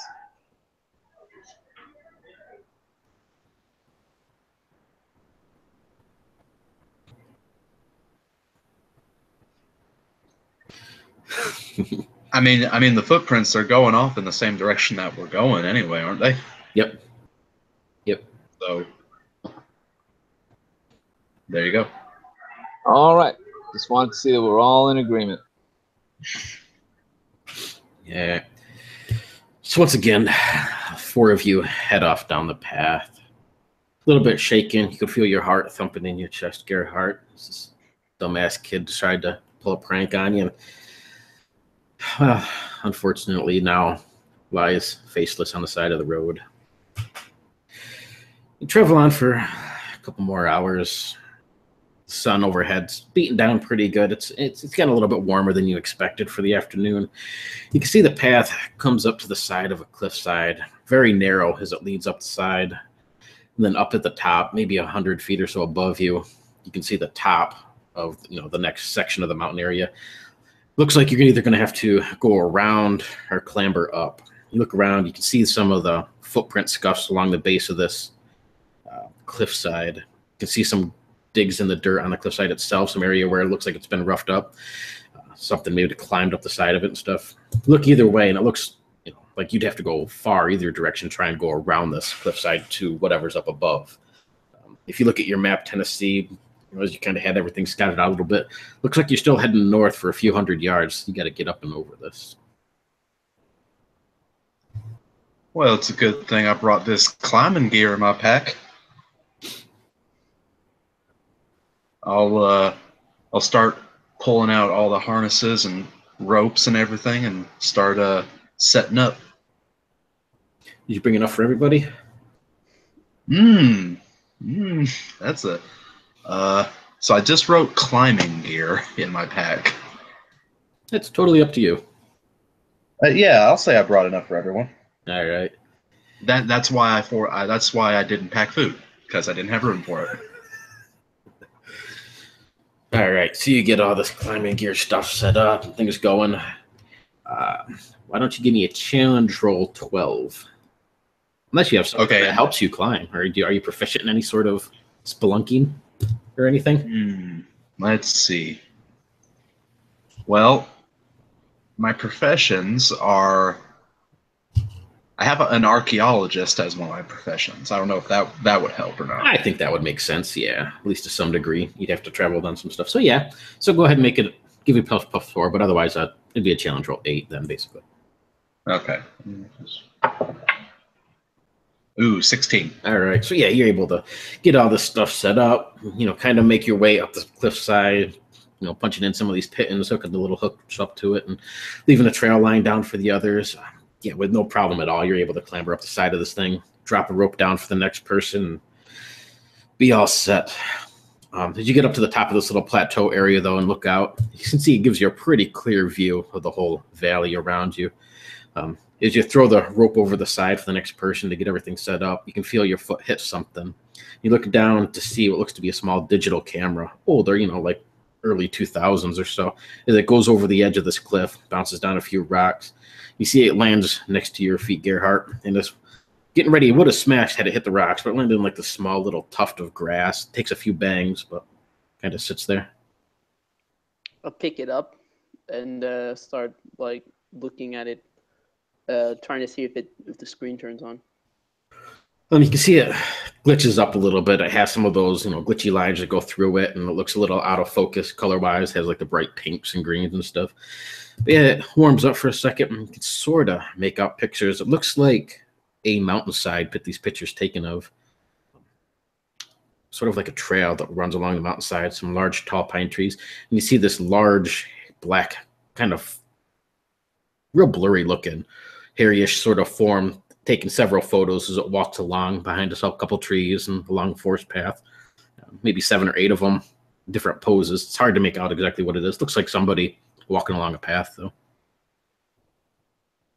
I kind of look around to see if anyone else is watching me. What's that you got there, Gerhard? It's like some pictures of a blurry person. I don't know. Looks boring. Wait a sec.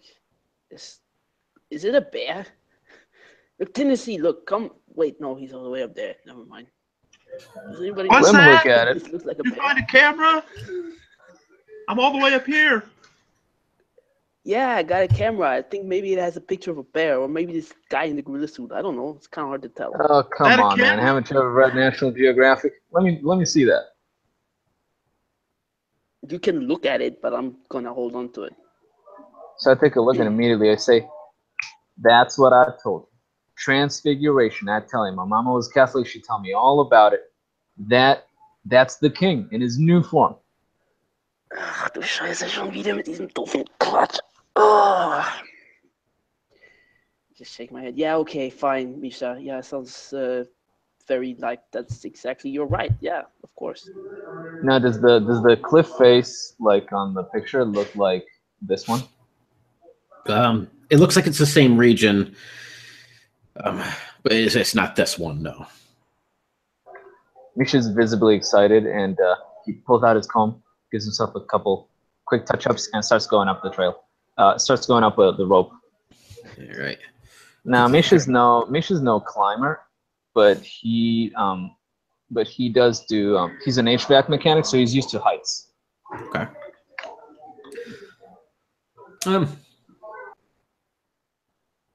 Give me a drop. You can take 1d20 out for the drop, though, for that. Okay, so just 1d20 then. Yep. That's an 8. So yeah, here, clamber up. You get about halfway up, you can hear a soft little tink sound. Look down to see one of these pittons come loose below you, and then another one, and another one. You drop, a good 7-8 feet, and come to a stop, swinging there. Tennessee, it looks like the one pittance that you put up at the very top of this popped loose, but you can see he's safe, but he's, the ropes that you had hung up and set to climb up all kind of loosen up down through, so you're just kind of hanging there by the one that you're on. Misha. Looks like a free climb from there. Hey, Tennessee, can you give me a hand? Can you pull on this rope a little bit? Yep, and I'll just start going like hand over hand on the rope as he's trying to climb up as well. So you grab a hold of that. You start 1 second. You hear a bit of a rustle behind you, and then the snort. As you look over your shoulder, you can see a large black bear, maybe 15 feet away. Looks in your direction, a small cub behind it. Lets out a bit of another snort. You can see it lifts up on its back end, kind of taking that 2-footed posture. You guys all can hear this loud roar as this thing lets out that warning sound to you, Tennessee. It drops back down, takes another step towards you. I'm just going to stand as still and try to look as big as possible standing here with this rope. You hold that rope. You can feel yourself, the rope slide through his hand. You drop a few feet. Misha. Yeah, I try to hug the rock. I probably scratched myself up a little bit. I'm just trying not to fall the whole distance. So you guys see Misha as he grabs a hold of a rock, trying to keep his balance.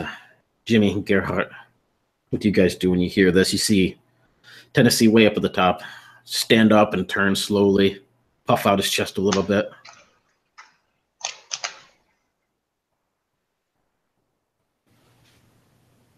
Another college kid, do you think? Hey, what's up there? I'm staying quiet as possible. See this thing take another 2 steps towards you, getting closer till it's about 5-6 feet away. Rears up again, stands probably close to 8.5, 9 feet tall. This huge animal. Got behind it, plays along in a little patch of grass. And as it rears up, Jimmy, Misha, Gerhardt, all of you can see this thing as it just towers above Tennessee. And Tennessee, why don't you give me a drop?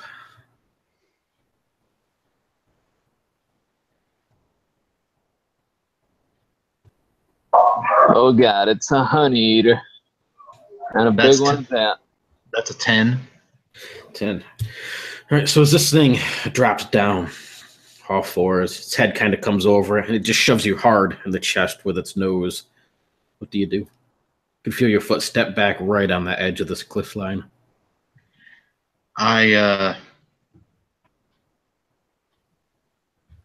Still trying to hold on to the rope as best as I can. I'm just going to start screaming at this bear.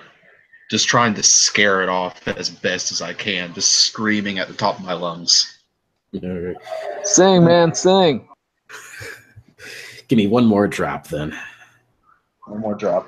Hold on, I have a cat here that's trying to eat my cords.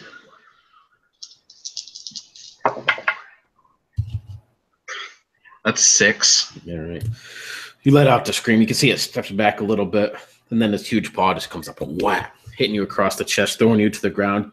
Feels like it might have busted up a few ribs or something. It roars a little bit, takes a few steps back, and slowly begins to step back, almost like a warning smack. You can see it goes back 15, 20 feet, snorts a few times, and slowly begins to turn. It keeps its eyes on you as it starts to walk away as you lay on the ground.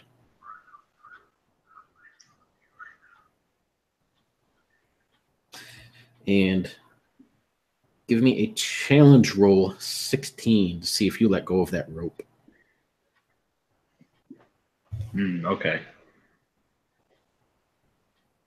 Come on. 15. So you drop a little bit.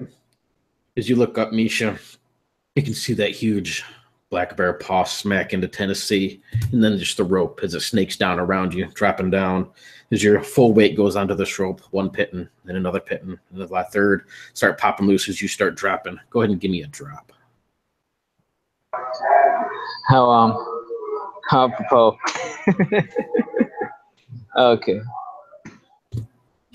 8. So yeah, you're able to, bounce off the wall a few times. A few of these pittons hold enough a little bit to not give you a full descent, but you hit the ground pretty hard at the foot of Jimmy and Gerhardt down there. Land with a bit of a thump. You're left staring up into the bright blue sky. Oh, good Lord. And as I land, you'll hear a clang and a crunch. And I say, oh no, no, my ukulele.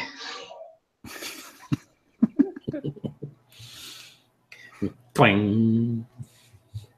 A few strings burst. With that, what do you fellows do? Oh, that looked like a hurt. I'll help you shut up. Scraping off the splinters of the ukulele. I think we better go around.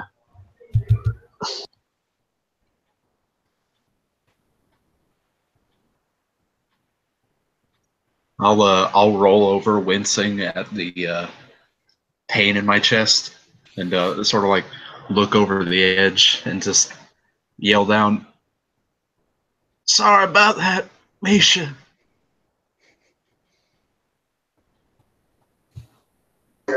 It's okay. The whole weight of the world came bearing down on you.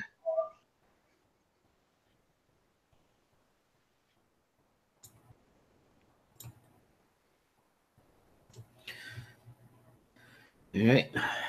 Well, yeah, it's up to you guys, really, what you want to do from here. Tennessee's up about 100 feet above you, so peering over the edge. You three are on the ground below. Tennessee up there, you can see the bear continues to make its way away from you, seemingly satisfied that you're not much of a threat.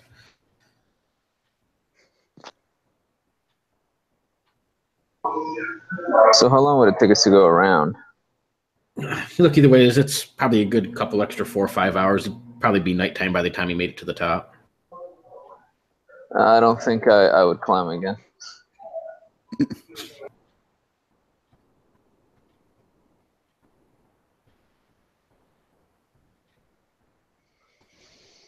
If you guys want, I could probably meet you at the trailhead up here and just wait.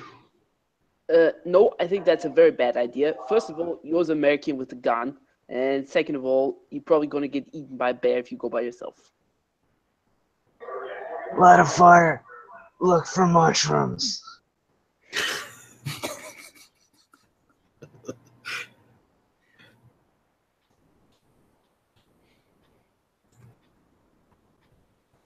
What kind of mushrooms were you eating with your sister wives, Misha? I'm telling you, it's an authorized fan club. Yeah, okay, fine. Of the once and future king. It's okay, fine. Oh, I love that book. Yourself. Yeah, Misha's gonna dust himself off and just say, "You keep hold of that camera. It's our best bet of identifying him when we find him. And I started like very slowly and painfully going the long way around. Gerhard takes the camera, like aims it at himself, takes a picture of himself, and then like turns it around. He's like, yeah, it's good. Nice. Get those nice pictures, get it all lined up, and you hit the button. You notice it doesn't really flash or anything. Push it a few more times, and you can see files deleted on the screen. And finally, snaps a picture of yourself. A little out of focus and not the best quality, but you look good in any picture. So you see Misha start walking along the edge, making his way the long way around. Jimmy and Gerhard, what do you two do? Yeah, full suit, I think. Yeah, I'll head after them too.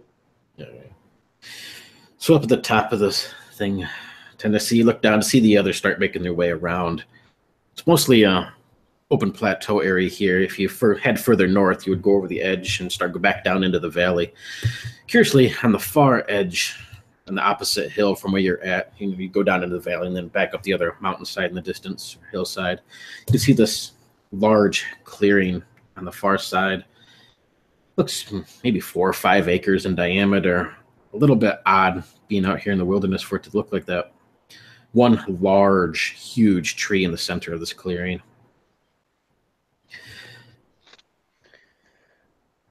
I kind of look at the tree, like, this is always interessant.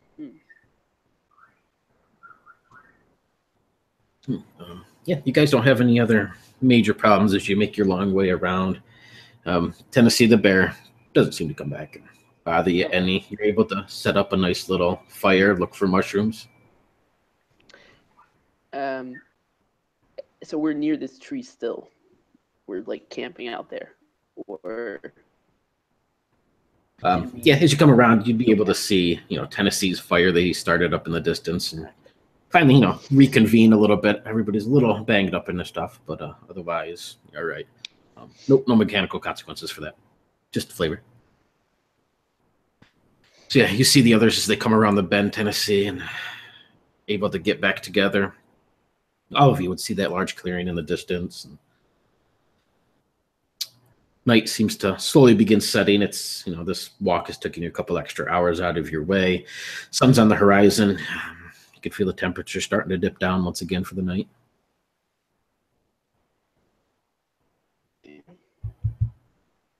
Where's this large tree that we saw relative to the campsite? So it's you're up at like the top of a plateau area. Looks like it's maybe 3-4 miles north from where you're at. You got the valley that goes down and then back up the other mountainside, and it's at the top of that opposite mountainside. Got it. Misha pulls out of his backpack this huge jar of Vaseline and puts it in his hair and combs it very meticulously. And then he just rubs a little bit on his hands and just starts rubbing his neck and he says, Oh God, that was no fun. That was no fun. I tell you. It must be difficult not having your sister wives to do that for you, huh? Yeah. You're putting it all in your big file for me.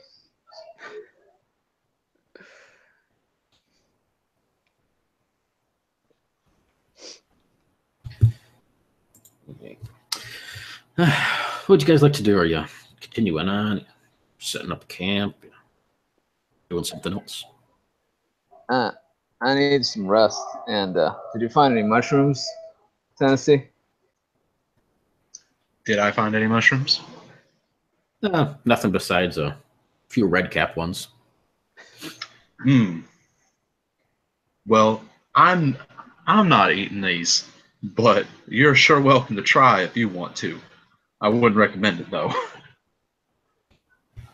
My good mom always said, you gotta feed your body. So I grabbed the mushrooms, pop it in my mouth. Yeah, right. Give me 4 drops. Oh, excellent. Okay, so 4 consecutive. Okay. Yep. 11, 1, 16, 11. Add 1 misfortune for that 1. You can keep these down for a little bit. You can feel your stomach kind of tightening up. Those of you around him can notice that greenish sort of valor, that pale lip, or that pale color on his lips, and the greenish valor to his skin. Is your bowels just explode. Or Misha, you begin vomiting. This very strange, disgusting scent in the air. Your pants wetted. Lordy, I feel my temperature. You got the fever. And I just start firing from both ends simultaneously. Okay. So as he sets himself up on the stump and is trying to control his body's impulses to rid himself of these mushrooms, Tennessee, you can hear that grunt and rustling in the distance. Look over along this path, see this large, dark form moving across the forest line. Jimmy, you see it, and as Tennessee looks over, your eyes also kind of glance in that direction. You too, Gerhardt. You see a large form. Looks like it's walking on all twos, but kind of hunchbacked. These long arms dangling at its sides. And as you watch it move, it just seems to disappear. You expect it to come up behind a tree, and nothing's there.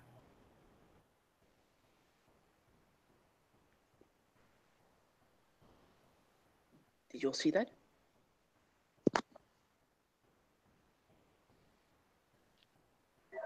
I'm not in any position to anything. And with that last, you see Misha as he doubles over along this forge and vomiting.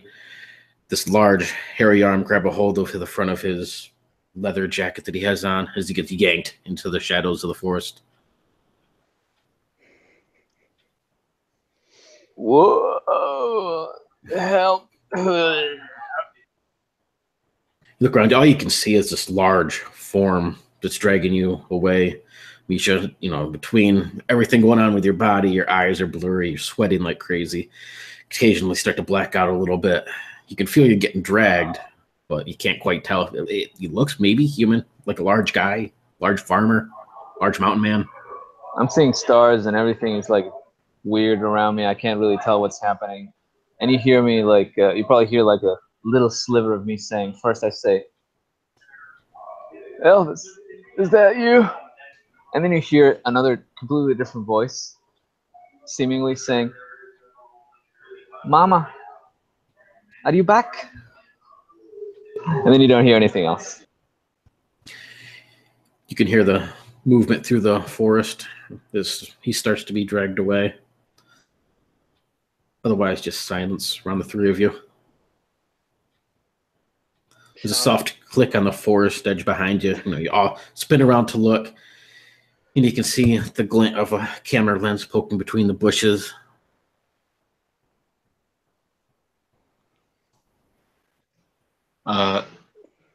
Tennessee would just flip off the camera lens and go running into the woods after Misha.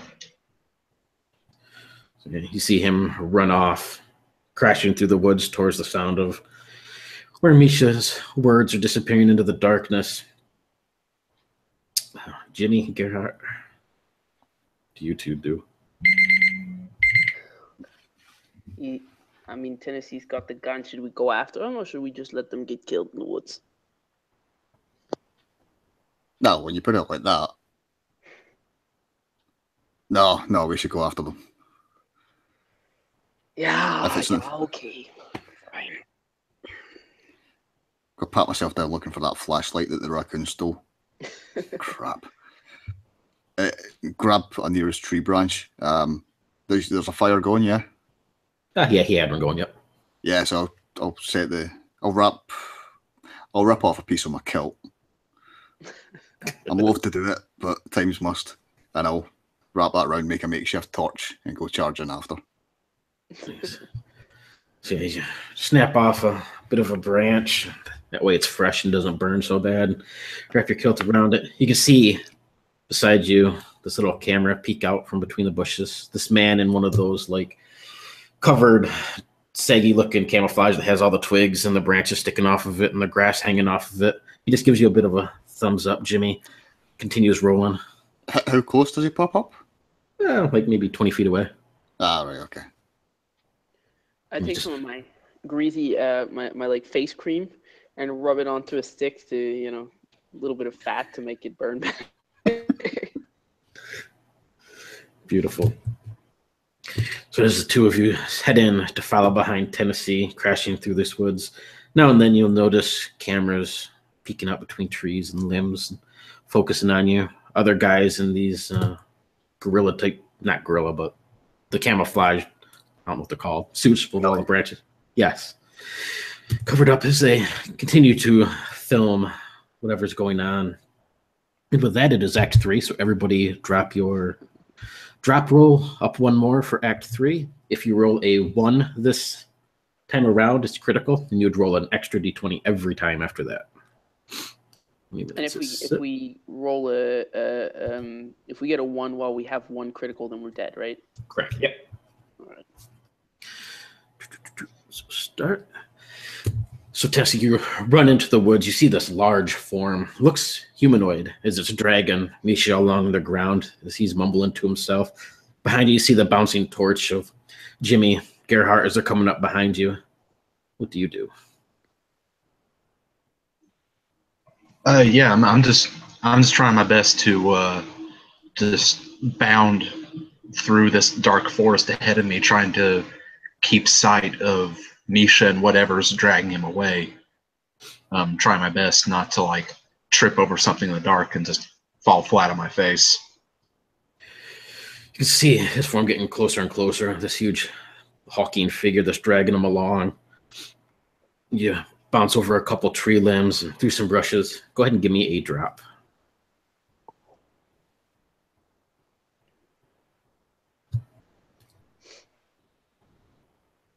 Still give you the lowest number, right?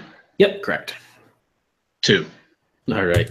So yeah, you rush along, looking down at the ground, making sure you're not hitting any of these tree limbs or anything, jumping over these roots. You look up just in time to see that form up ahead of you, and this tree branch smack you square in the face.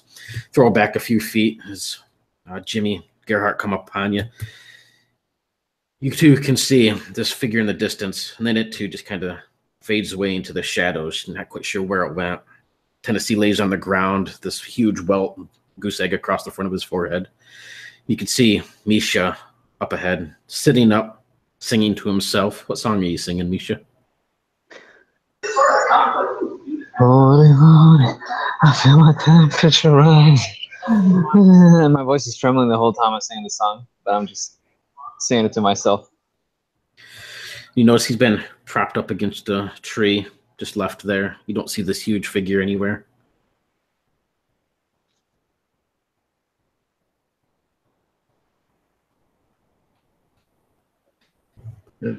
Misha, what? As I'm like wiping sweat away from my eyes and like just, like in a daze, Misha, what happened? Where'd that thing go? It's big. It's hairy. It's scary. It's shiny.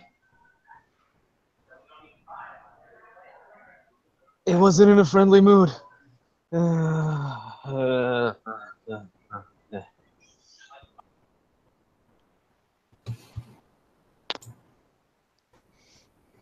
I think it's hungry. I think we need to make him a peanut butter and banana sandwich.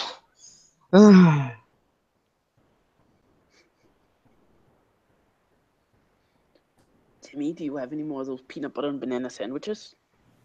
Maybe if it comes back, we can distract it with some food. I ate it all.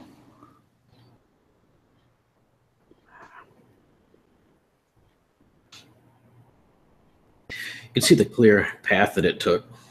through the woods, some broken branches here and there, and every now and then you can hear this snorting growl sort of sound in the distance. Seems to be fading away, though.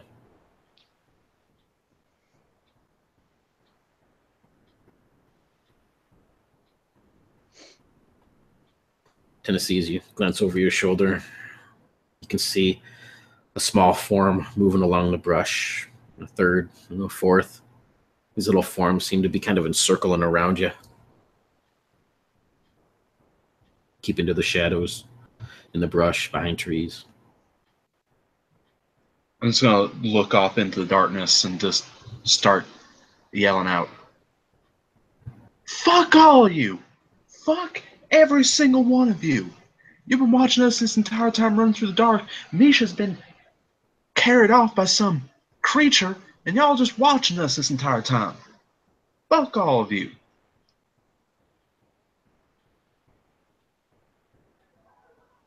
Shouldn't have broken my ukulele. I'm being punished for breaking the ukulele. Oh, you're being punished for being an idiot that put strange, mysterious mushrooms into your mouth without thinking twice. You have no faith in the saving power of music. It brought down the wall, and it can do more. And you see Misha with trembling hands pull out this tiny little harmonica, and he starts going like, and it's completely off key, and he's trying to do Burning Love, but it's just horrible. You can hear this as it echoes through this forest along the mountainside. That thing is gonna hear us. Shut up. Don't you see?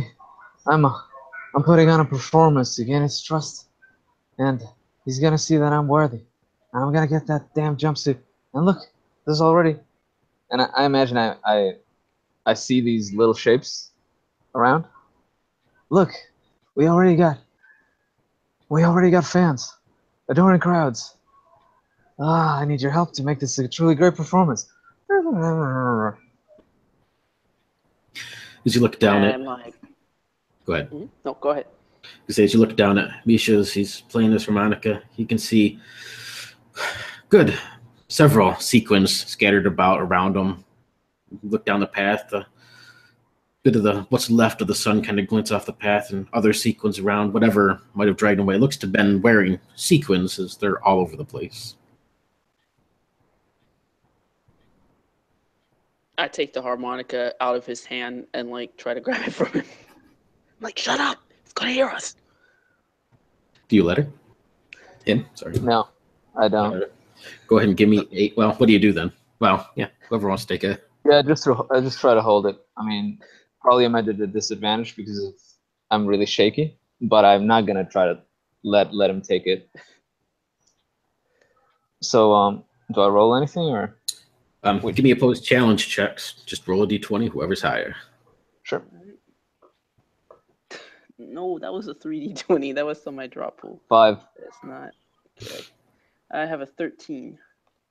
So yeah, you're able to rip it out of his hands. I just throw it off into the bushes. That's enough. I tackle him. All right. You see Misha jump up, just charging towards you. Go ahead and give me a draft in that case, Gerhardt. Oh god. All right, let's see. Damn. So that's 3. Okay, the lowest one is a 3. All right. So he slams into you hard. You feel yourself get thrown back, and the sharp pain in your shoulder as your back shoulder hits one of these broken pine tree limbs, putting a big scrape on the back of your shoulder blade, ripping through your whatever suit you're wearing at the moment. As these two break out in a fight. The music, you German knucklehead. And for the first time, you hear me speak Slovak, and you don't know what I'm saying, but I'm probably just cursing at him. And I'm just, you idiot! It's the only thing that can let him know that we're one of him. No, you're an idiot. It's a fucking gigantic man-bear thing which is trying to rip our heads off. And you want to make music for it? Oh, the thing is going to kill us all. Get off of me. gotta get out of here. Do you see me hurt? Do you see me losing my bearings in any way? You smell like shit and vomit, and you're disgusting. Get off of me. Tennessee, Jimmy, what do you two as these two are getting into it a bit? I look over at Tennessee and say, $50 on Misha. I don't know. Gerhardt, he's a bit of a pansy, but he probably fights dirty. Yeah, probably scrappy. Yeah, I think I'll take at least one swing. Yeah, right. So you see his hand cock back, Gerhardt, and then come flying forward. Go ahead and give me another drop, Gerhardt. Oh God. The lowest was a 10. All right. So how do you dodge it, and what do you do? Yeah, so I've had some fight choreography before. So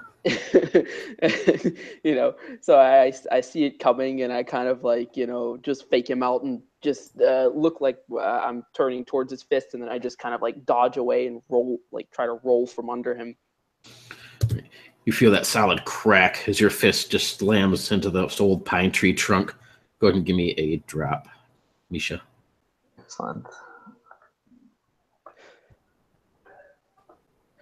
5. Oh, that's 6. for Misha. Okay. 6. So you just feel the bones in your fingers as they crack a bit, and your knuckles just slam into this tree as Gerhardt rolls away from underneath you. You can see all these little forms in the forest closing in a little bit, starting to circle around, trying to get a better angle on this fight that's going on. God damn it, can't you see? You take the music away from me, and next you know, I'm fighting trees. Yeah, well, stop fighting trees and let's get the fuck out of here. I've changed my bet, Tennessee. $50 on the tree.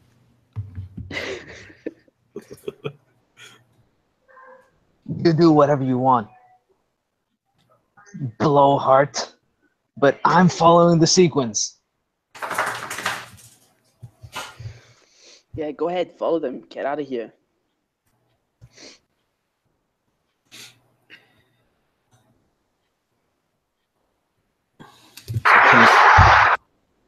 So Tennessee, as you look at these two as they're fighting, Gerhardt dodging blows and Misha smacking his fist into the trees. These small forms circling around, trying to get better angles, filming a lot of you. You see one of these forms over to the side, makes all of a sudden this grunt noise and is thrown to the ground. This large form coming around this large bouldery rock sort of outcropping.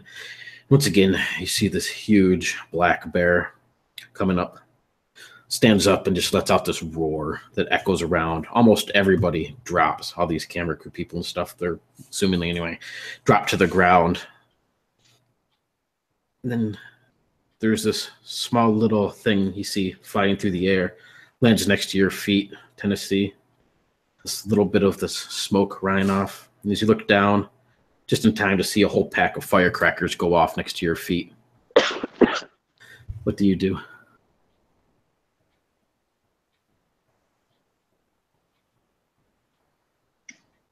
I'll stomp on him, on the firecrackers. Yeah, they're just going off, boom, boom, boom, all across your feet as you're stomping on this. He's trying to put them out. You can see that bear turn around and just takes a dead charge. I'm going to need drops from everybody.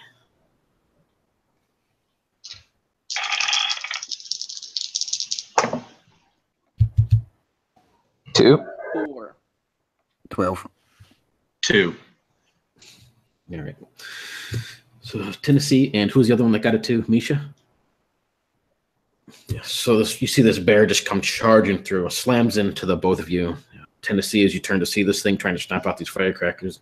Misha, as you start to look down to follow these trail of sequins on the path, both of you just slams face first into this huge bear that comes through, throwing you to the ground, turns its head towards you, Jimmy, and lets out this roar, standing up on its back feet, clearly pissed off as this thing starts to go into a rage. What does everybody do? Damn, aren't you a big hunk of hairy?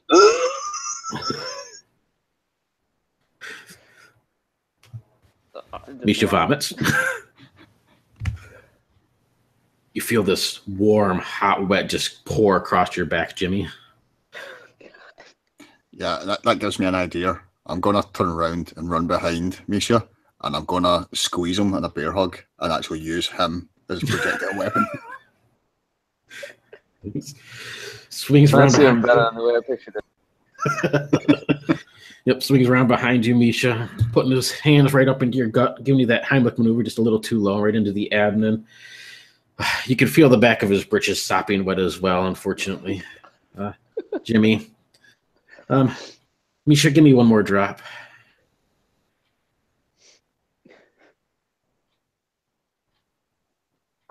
That's a 1. All right. Mark it down a critical. So every time from here on through, you'll be adding one more D20 to your pool. Yeah, and you... Were we not supposed to do that before? Because I've been adding more D20s to my pool every time I rolled. Nope, because you didn't have a critical. Did you? You didn't roll a 1 yet this round. No, I didn't. Okay, nope. So I don't have to. Right. Oh, okay, so I only I'm rolling way too freaking many dice. So I should start at 5 and then add on. Yep, Okay. correct. Yep.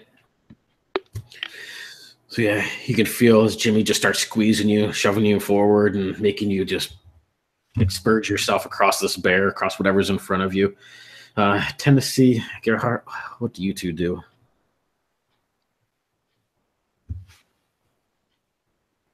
I'm gonna take this opportunity to just like run, just get the fuck out. So I just start like running in some direction away from them.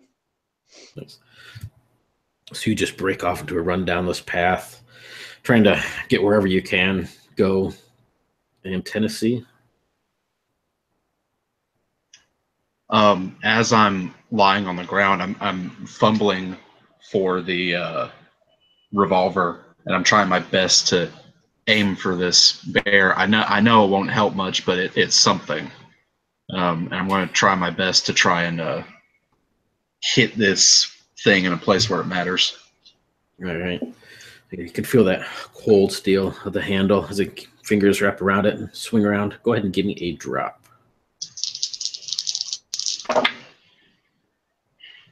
4. This huge echoing boom goes off as you hear the sound of Tennessee's revolver. You can see the bear looks perfectly fine. But Jimmy, go ahead and give me a drop. 4. 4. You can hear just the whizzing as this thing passes past your ear. The tree behind you just blows apart into splinters, one of these limbs. Are you taking another shot, Tennessee? Can I try to get out of this bear hug that I mentioned? Sure. How do you do that? Imagine as the gun goes off, automatically I would just go. Okay, so as soon as I'm free, I imagine that first I would start crawling, and then as soon as I could get up, I would start running in the general direction of the sequence. So, Gerhardt, behind you can hear footsteps. You turn to see Misha running behind you as well, following the path of these sequins. Up ahead, you can see a few of these small forms, that are all camouflaged out with cameras and sound sticks. You see one of them all of a sudden just kind of lift up in the darkness, smash against a tree. Another one starts to scream a little bit, and then it's just completely cut short. In front of you, you see his head roll across this path. And then you just staring straight at the stomach of this huge, massive, hairy-like creature. It stands roughly 10 to 15, or about 15 feet tall or so. And you look up, looks like a large ape-like creature, bear-like sort of face, hair hanging off all around of it. Oddly, you see that it wears shoes. Looks like some sort of blue suede, soft, leathery, golden sequins covering that. And you continue to look up to see... looks to be maybe some sort of animal tanned leather, also adorned with sequins as a pair of pants. Tufts of hair sticking out in different areas. This white leather vest, far too small for its body, so it's kind of ripped apart, kind of like the hawk around it. Tied in, and it wears a nice golden chain around its neck. The top of its head is smooth and slicked back with grease into a fancy Elvis do. And the whole thing reeks of Vaseline and cologne. See its hands come down as it gets ready to grab a hold of you. Misha, you're just staring up at this thing. What do the two of you do? I knew it. I knew it. It's the king. And I just hold out my hands and I say, I don't have an instrument, but I have my voice. Gerhardt? I take the opportunity to try to wind around behind him, like basically just leaving him standing there in front of this thing. I just try to run right by him. All right. Gerhardt, give me a drop first. All right. 8 is the lowest. Good. Yeah, so you see this thing's hands as it starts to come down. Looks like it's going to grab a hold of you, and it stops. Its face just staring at Misha as you zip around the side of this thing. Moving a little bit further down the path, you can hear the roar of this bear in the distance as it continues to fight back with Jimmy and Tennessee. But Misha, go ahead and give me 2 drops. So it'll be the first one with whatever your drop is. Then the second one, but add another d20 to the second one. And, okay, so the first one is a 1. And the second one is also a 1. And as I'm holding my hands out, I'm singing. It starts out as a little like, and then it belts out into a whole thing. And I'm singing Burning Love, and I'm just staring into its eyes. Beautiful. You see it hesitates for a second, and it reaches down as you're singing this, your arms out. One of these huge, furry hands claps on one arm, the other one claps on the other, and then you just feel your body just get rended. Go ahead and tell me how you die. So you hear the song going, and it's in this beautiful baritone voice, like I'm feeling no pain at all. And it's a burning love. And then the accent starts to break down little by little until you're hearing like burning love. And it's really, really Eastern European. And then suddenly it changes and it sounds like a little lullaby. And then you hear Misha say, Mama, I'm coming home. And that's Misha.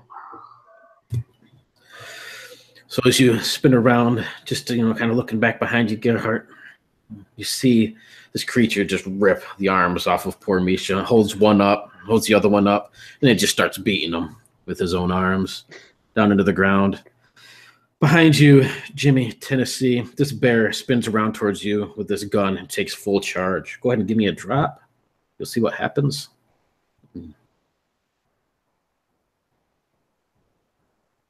A drop for both of us? Yeah, actually, yeah. 2. 7. So it just runs past you, Jimmy. You bounce kind of thrown out of the way from the huge bulk of its body, thrown to the ground, and this thing just leaps on top of you, Tennessee, the full body of its weight down upon you. You can feel its claws digging into your shoulders, this huge black bear teeth coming towards your face. You can hear Misha singing in the distance as it fades away, and as you corner of your eye, you can see another huge form just beating the man with his own arms. It lifts its head up in your direction. It's this Bigfoot Elvis thing. Stomps towards the pathway down towards you. What do you do? Well, you don't see that every day. You'll start with Tennessee. So this bear is on top of me, about to maul me, basically. Mm-hmm. And I see this Bigfoot creature. Yep. Is it coming towards us? Yep. Okay. And I heard the voice of Misha singing out. And I figure this will be my last chance to try something stupid and maybe get out of this alive. So I start singing as well. So is that? Go ahead. I start singing Love Me Tender. So it seems to be that Tennessee is singing a love song to this bear that is atop of him, Jimmy. Behind you can see the Bigfoot running down the path. Misha's arms as clubs. Misha's body trampled underneath. Gerhardt's running into the distance, into the shadows, occasionally looking behind him. Tennessee's singing to the bear. What do you do? Well, I take a moment just to take in this beautiful tableau that's going on. But I reach into my sporn and bring out a can of iron brew, which is like an aluminium can of soda, pop, whatever you want to call it. And I give it a good old shake and then shove it into the mouth of the bear. All right, go ahead and give me a drop. That's a one. So yeah, you go to shove that in there. There's this thing that lets out a bit of a roar. You find your hand going a little too deep down into its gullet a little bit. You can feel this can explode in its mouth. And his hand chomps down, severing yours at the elbow. Put yourself with a critical. Blood just kind of dripples down its mouth. And Gerhardt, you look in time to see this chaos going around. Are you continuing to run, or are you doing anything else? I'm just running. I'm getting as far away from that clusterfuck as I possibly can. Right. So as you move down the path, you feel this ground almost like it opens up underneath you, and you just drop. You can feel leaves, branches all around you. Your body drop out from underneath you as you're swung up into the air by some sort of like net-like trap. Swing up into the branches a little bit, and you drops down, kind of like the bungee down a little bit, and you swing back and forth, and you see one of the small forms that have been crowded around you pull off of its camouflage, and you see this small, little, pygmy-sized, hairy person, and it picks up a branch and starts walking in your direction, and then another one, a third, as all these little camouflage people start to come out, reaches up and whap, starts beating this net that you're in. Go ahead and give me a drop. All right. Heck. Lowest is a 5. All right, give me one more, actually. Give me 2. Oh, okay. This time 3. 3. So yeah, you're just getting pummeled by these little pygmy people. You can see they look sort of like Bigfoot. They wear their own little sequined vests. They're slicked back hair, greasy, almost like mini Bigfoot, but they look a little more humanish. These very big underbites on some of them, overbites on others, gangly looking arms. Kind of remind you a little bit of those old educational books, back in science and biology classes of the early humanoids, hominids or something. They look human, but not quite right. And yeah, they're just pummeling you in this net. What do you do? All right. Well, this is a very big sacrifice I'm about to make, but I reach into my backpack and take out the direct-to-DVD, the DVD of the only movie I've ever been in. Der Tod kommt zweimal, Death comes twice. And I take it out and break the DVD in half, making kind of like a sharp edge. And I'm going to try to use this to cut through the net, kind of, crying as I do so, because it was the only copy of the DVD that didn't get burned. Awesome. Go ahead and give me a drop. All right. Lowest is a 2. Oh my God. Right. It's 2 2s. You cut through the first strand, second strand, all the while just getting pummeled with these sticks, and drop to the ground, a shard of this DVD in each hand, and instantly you're set upon by these things. One's grabbing a hold of your ankle, another one's jumping onto your back. You feel it biting on your ear, pulling at your hair. Another one reaches up, tearing at your vest. And what do you do? I'm gonna slash at them with the DVD halves. So you're just going crazy, slashing at these things, trying to stab at them. There's 3 of them that seem to be all around you. Back on the other side, Tennessee, this bear looks down. You can see that it kind of chokes a little bit. Orange, I think. Aaron Brew is orange, isn't it orange? Yeah, bright orange. Yeah. So just foaming out of its mouth, along with this crimsony sort of color, the blood of Jimmy's arm that seems to be hanging off the side of its mouth. What do you do? You're singing away. You notice that when you look down the path, the Bigfoot's running in your direction. Doesn't notice if your singing's really doing anything to it or not, but it's wielding 2 arms as clubs and rushing in your guys' direction. I'm like, I literally don't have anything that I can do. I'm just still like pleading for this thing, whatever it is, just sprinting towards us to maybe like beat this bear off of me and like start fighting it or whatever. That's what I'm trying to do with my song, trying to plead for it. See it rushing down, lifts these two arms up, getting ready to slam them down. Jimmy, you can see it come up just in front of you. Its eyes look in your direction. This slicked back Elvis hair. This Bigfoot do. What do you do? Missing half your arm. I'm still pissed off at the bear. I want my arm back. I don't really have anything else to throw at it, so I'm just going to throw myself at it and start trying to headbutt it. Good old-fashioned Scottish martial arts. Sweet. Otherwise known as fuck you. Go ahead and give me a drop. Give me 2 of them. 7. Oh no, tell like 4 for the first, 6 for the second. Nice. So your head smacks into this bear head once, twice, a third time. You're kind of thrown back a little bit, dizzied up, but you can see the bear rolls its head back, and then it just collapses on top of you, Tennessee, the full weight of this thing, this Bigfoot above you. Are you continuing to sing?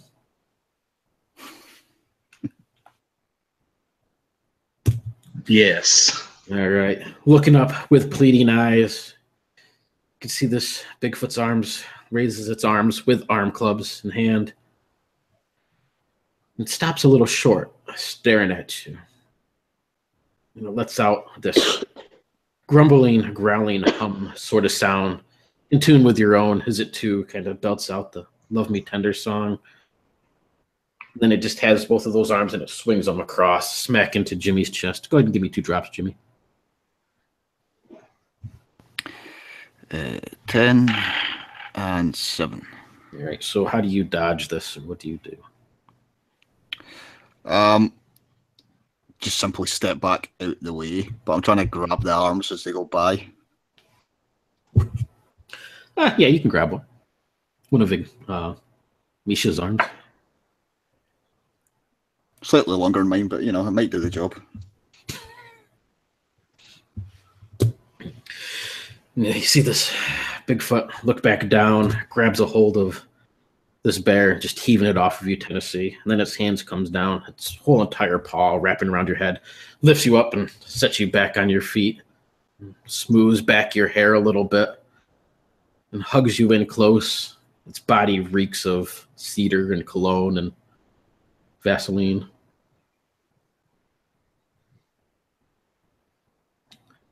What do you do? I'll keep singing, but the moment that it like starts to like seem hostile towards me, I'm gonna pull out a flare gun from my pack. But the moment that it starts to look like hostile towards me, I'm gonna keep singing though, just to see if if that's what it's enjoying. Yeah, being this song, anytime you went to try to change a song or anything, you can see that it kind of glares down at you a little annoyed. But as long as you keep singing Love Me Tender, it keeps you close into a nice little hug, smoothing back your hair and watching as this little pygmy followings grab a hold of Gerhardt, clambering over top of him. They finally bring you down to the ground, start dragging you towards this thing, Gerhardt, as you fight back, stabbing them, slashing at them. Past Misha's disarmed body.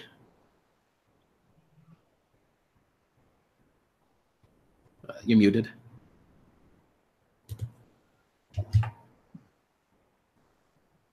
You're still muted. You're still muted. Okay, sorry. Seeing that the approach that Tennessee's taking seems to be working, I kind of like also start singing along with my horrible thick accent, making it kind of hard to tell what I'm saying. But you know, I got a pretty good singing voice, despite the fact that you can hardly make out the lyrics. So, yeah. They stop for the briefest of seconds to stare at you, stare at one another, and just set upon you with a new frenzy. Go ahead and give me a drop. All right. 3. Yeah, you can feel one of these sticks crack into the back of your head. Another one jabs deep into your armpit, into your side, between your rib cage a little bit.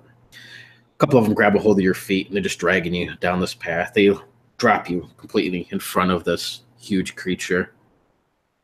Tennessee hugged in close, singing Love Me Tender. Jimmy off to the side, looking like he's trying to figure out how to attach Misha's arm to his own severed arm. And they little pygmy things all just kind of scurry off to the side. You can see them get down on their knees and start, like bowing down, worshiping this Elvis Bigfoot. And they stop and look as if they're waiting for the next orders. See this Elvis Bigfoot looks at you first on the ground, looks over at Jimmy, snuggles Tennessee a little bit closer. And Jimmy and Gerhardt, give me 2 drops each. All right. A 2 and a 10, man. 9 and a 1. Yeah, right. So it looks over. He lifts you up by the back of your vest, Tennessee, and kind of hangs you in the air, looks at you for a minute. You can see it kind of sets you back a little bit as it looks around, and then it just hurls you forwards to smash into Jimmy. Jimmy, you feel you get smashed by Tennessee as he flies forward. You get thrown back into these trees. You can feel one of these broken limbs puncture through your chest, scrape across your neck. Tennessee, go ahead and give me a drop.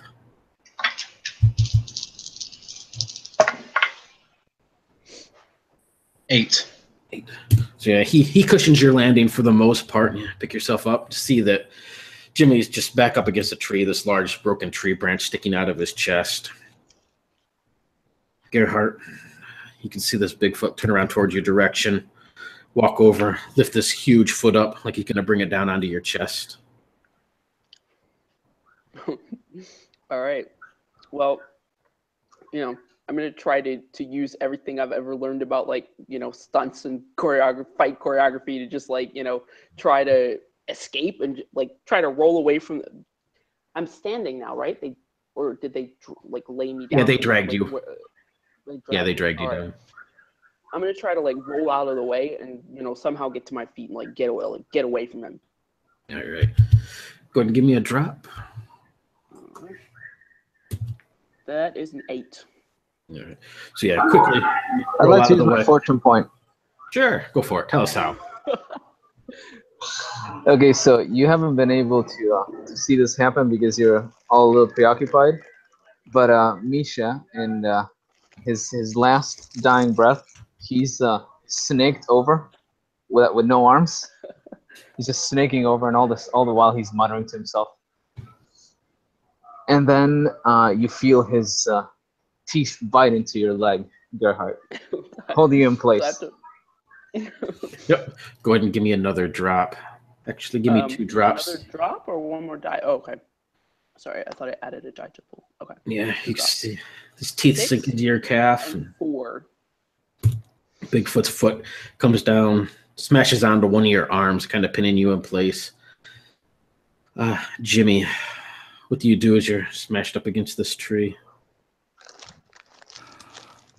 I mean, if this branch is sticking basically out through me impaled, and I'm sure it made a lovely twang sound, so there's probably a moment I'm disorientated and I just sit there or hang there, I guess, and just go twang, twang, along with whatever song Tennessee's singing. Yes, Tennessee, what song do you singing now? Still the same, or not quite sure what set poor Bigfoot Elvis off, but Yeah, no, Love Me Tender seems to be the song that he likes, so I'm going to keep with it. But as this Bigfoot is, preoccupied with Gerhardt at the moment, I'm going to pull out the flare gun, and I'm actually going to hold my revolver in the other hand, and if possible, I want to fire off both at the same time at the Bigfoot. You got it. As Gerhardt gets walloped, you hear Misha's last dying words, and he just says in the thickest Slovak accent, as he looks up into the eyes of the king, he says, "Thank you very much."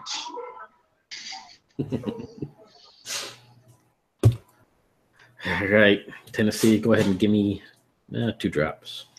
1 for each. 2 drops. First one will be for the revolver.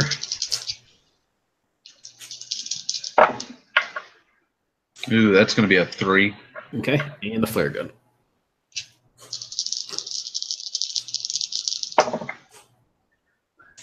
That'll be a 4. All right. So arms trembling a bit. You can hear the twanging of the branch beside you as Jimmy plays his own song. It's a vision of Misha on the ground, biting the back of Gerhardt's ankle as Bigfoot gets ready to pound her into the ground.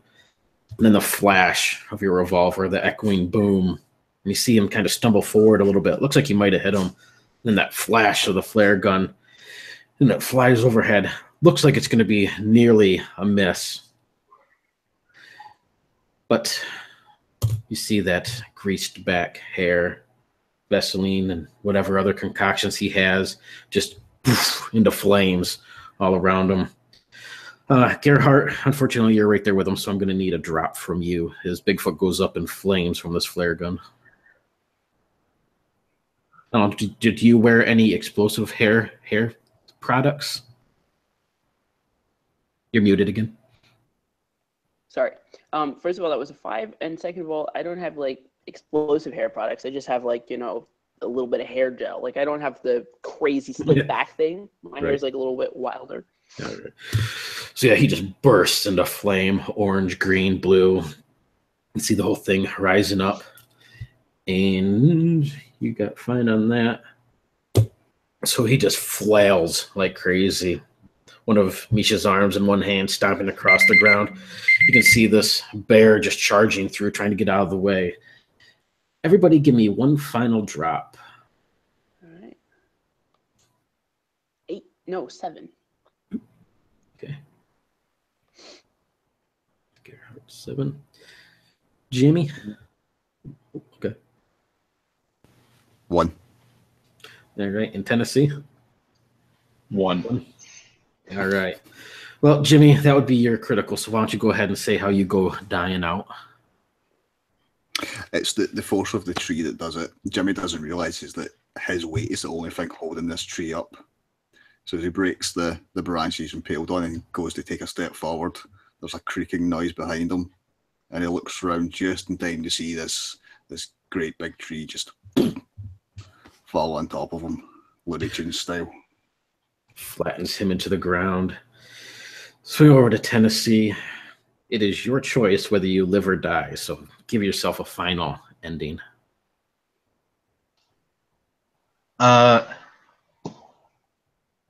See, Your choice. Yeah, that's a tough one. I think Tennessee lives. I think Tennessee lives to die another day. Just barely getting out of this whole situation alive. He actually went running off into the woods as soon as Bigfoot went up in flames. And I imagine he was chased after by the pygmy creatures.